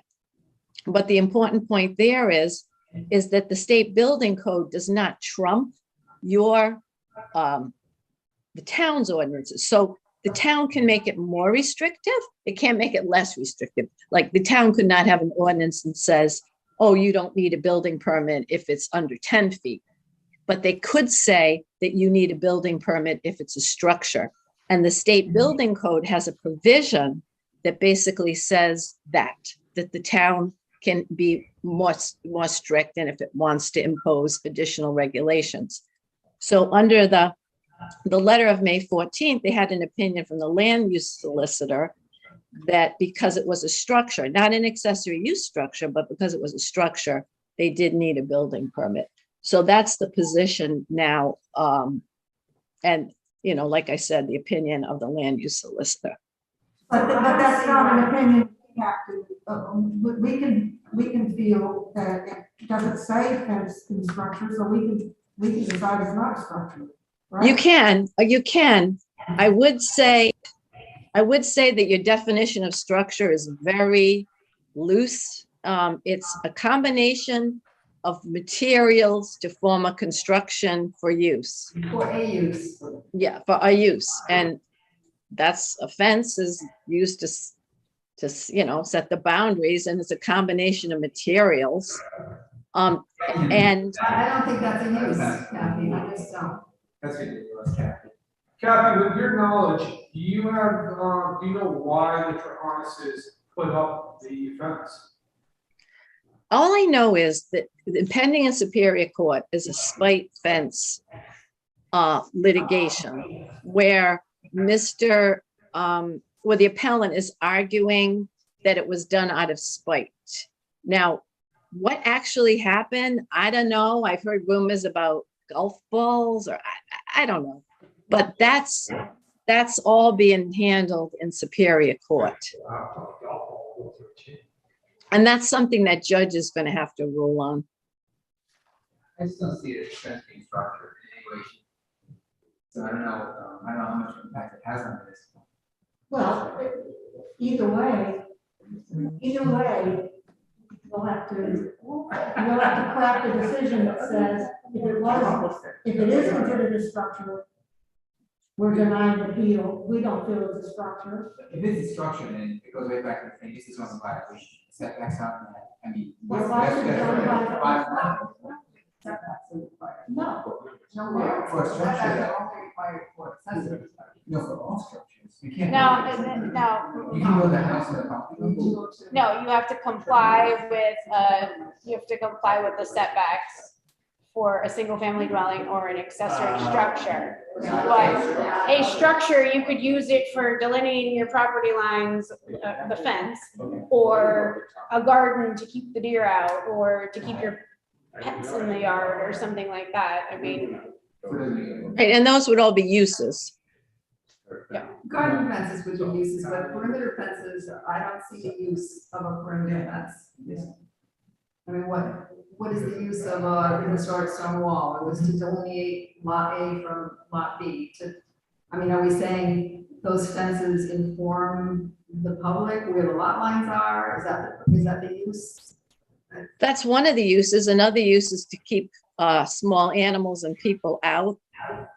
And I understand that, it's really, that's what I understand was happening, is people were crossing in and they wanted to say, we're going to use this fence to delineate where our border is and to keep people who shouldn't be crossing over in our property. So I think that when your land use solicitor determined that it was a structure, those are the kind of uses. I mean, like I said, structure, a combination of materials to form a construction for use.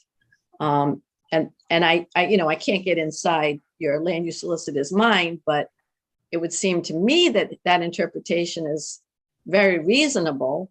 And as Mr. Mark Tilson testified, that they've required permits for fences in the past. Well, no, that's not what he said. That the research they did, they found permits for fences, but that doesn't take into account people who put up fences and didn't even ask for a permit. I mean, who's to know how many of those are out there? A fence is so simple, you don't require one fence, or a set fence. I mean, that's simple, that's the way I look at it. The zoning ordinance is silent on these fences, except for the 6 foot. Except for the 6 foot. And if you wanted it, you would have said it, everything else is in front of the sky. Yeah, true. So the only possible thing to raise against not denying the appeal is whether or not you believe the process of the permit was correct. Right? That could be a possible objection. Correct. But they have not said, they have said they made an error. Basically, they said they made an error. So, and they rectified the error. They permitted it as built. I don't see upholding an appeal, that, to me, there's not enough on weighing for upholding the appeal to go with that, just because they made a mistake.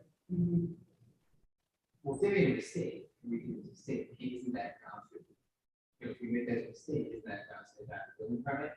But I think the question is, if we do deny the building permit based on the application, can you just go back about the application over anyone?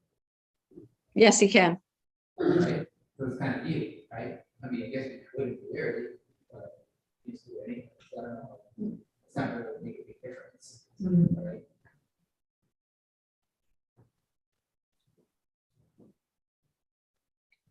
Well, do you all want to ponder this a little bit?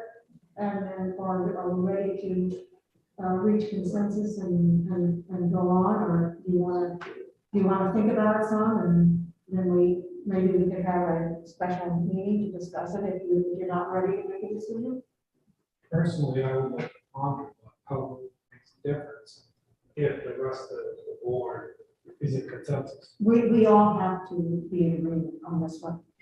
We have to, right, is it 4-1 or 5-1? Kathy, isn't it 4-1 for this to pass? That's my understanding. Appeals were 3. No, regular, special use and variances are 3, or, now I'm getting it backwards. Yeah, I don't have that rule in front of me, Jen, so I don't really want to. But you what? I like to think about it. I mean, I agree. I think it's all. All right, so do you mind if we? No, it's up to you. Can we like set up a Zoom meeting next Monday or something to? You have to meet in person, but. You meet in person, all right. So, well, anyway, we can organize, I don't want this to go on, because the longer we delay, the more we're gonna, overthink it. I'm not available. I'm not, I mean, it's a holiday.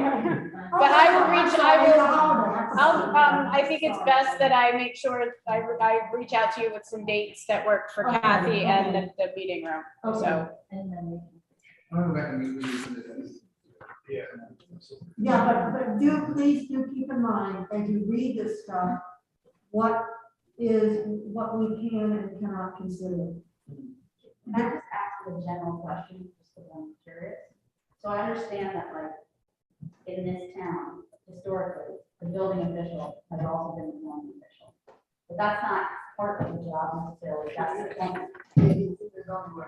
Right, so that's why I'm confused. It's automatic. It was just amended to separate it out, because now we have a zone, I'm the zoning official and Chuck Phelps is the building official. Okay. So in the past, it was the same person held both positions. That just changed.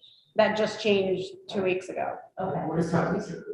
Tom Reeson was the facilities manager. Was he the building inspector? No, he's not the building inspector. He was at the time of this appeal, yeah. He's not the building official. He's just the facility. He's the facilities manager for like the town properties. So now it's different. Now it's different because those amendments passed. But at the time of this all happening, It was still written the way it's been. so even if the person decided not to, but signed a building permit, that may have zoning implications. They should have made themselves aware, because in the town of Shoreham, the building official is also the zoning Correct. at that time. I agree on that. And then you would get dragged into the contract. Can you- Before we turn the contract But we can't work with I guess- contract as well, because they do say that they are gonna take direction from Totally, I guess as In- fees. just in the thought process of if there's any question of sort of the properness of the building permit and the fact that it was issued, because that was one of the arguments of like, does this guy even have the right to sign it, kind of thing. I just, Well, he did. he did, yeah. He was told to. He would, yeah. Well, I mean, because the appellant was calling both of us and we were, they were new in that department. I wasn't the zoning official at the time. And I said, why don't we just reach out to the solicitor? Reach out to the solicitor. That's what we do. Yeah. So that's what he did. Okay, so we'll meet sooner rather than later on this. and- Next week's good. Okay. I'm gonna have to look and see when this. Do you have any dates that, Judith, are you here for a while? I'm off for graduation from 2nd of June through the 8th, I think. Look at the calendar, I'd rather do this than we usually do. Okay, yep, I will do that. Okay. Okay. And it'll depend on when the room is available and everyone's plan, so. Yeah. Hold on.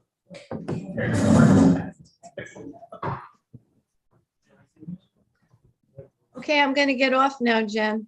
Okay, thank you, Kathy. All right, thank you, everybody. Thank you, Kathy. Good night. Which decision are you doing?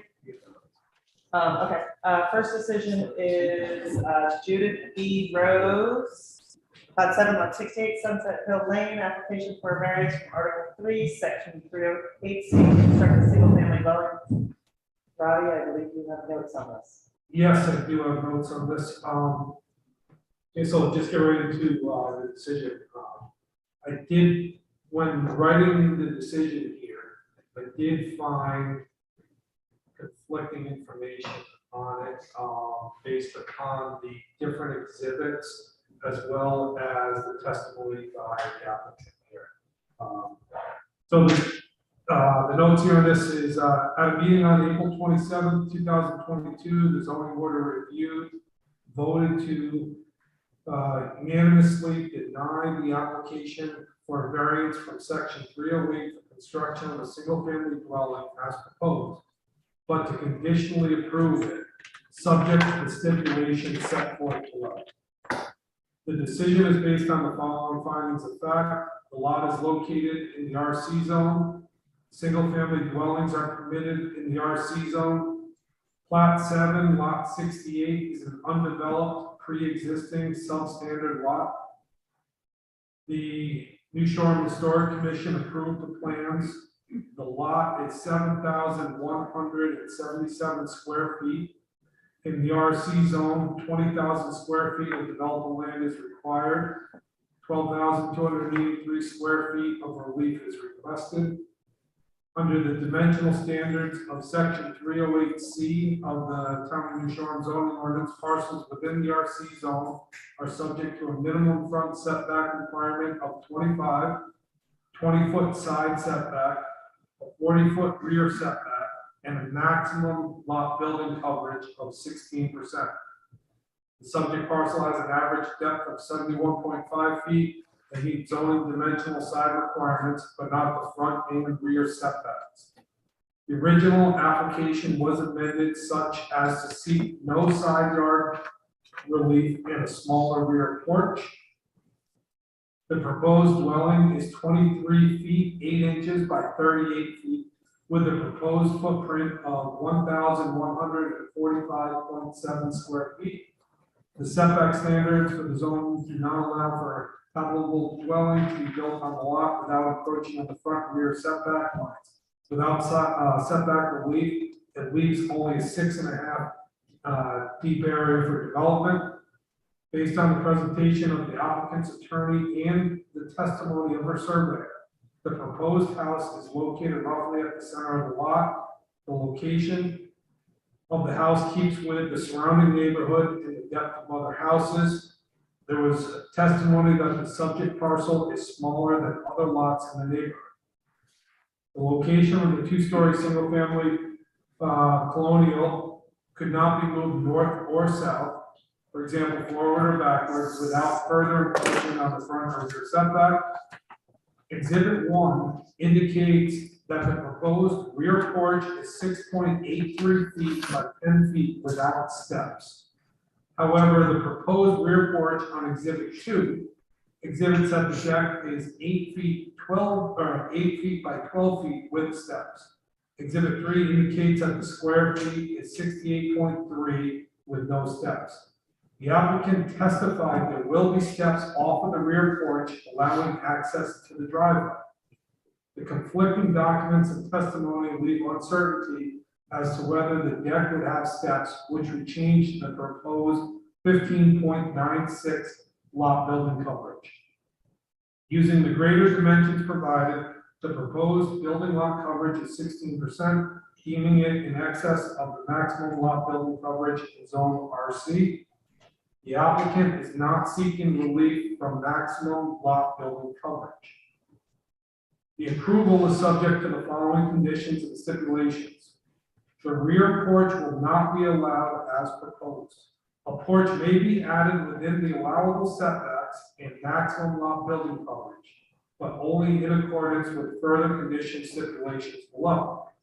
The single-family dwelling itself will be built in strict conformance with the proposed plan as modified per these conditions and stipulations. A dimensional variance from the requirements will be granted, but will only provide relief of 12.7 from the rear setback requirement with the dwelling, and any porch being located no closer than 27.3 feet from the rear lot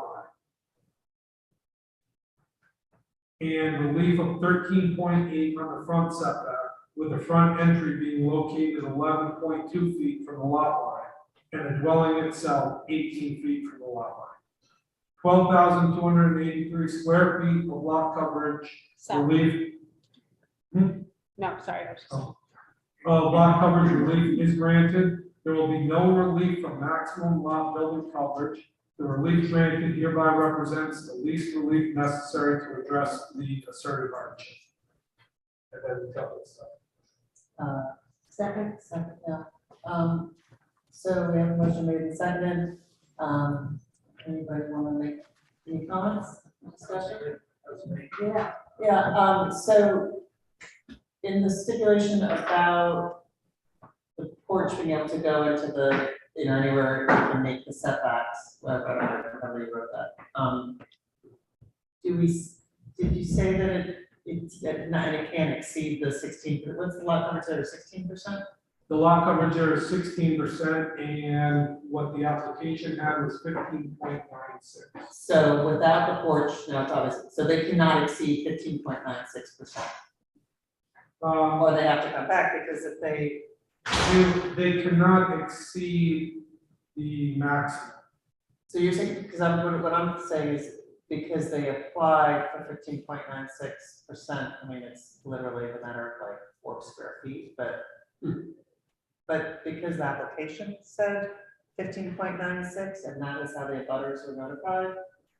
So there will be no relief from the maximum lot building coverage. So they could go, I guess it doesn't matter, because they could do whatever, if with that, they could go to 16%, but they are asking for variances in that 16%, that 0.04% is still within setbacks. That's correct.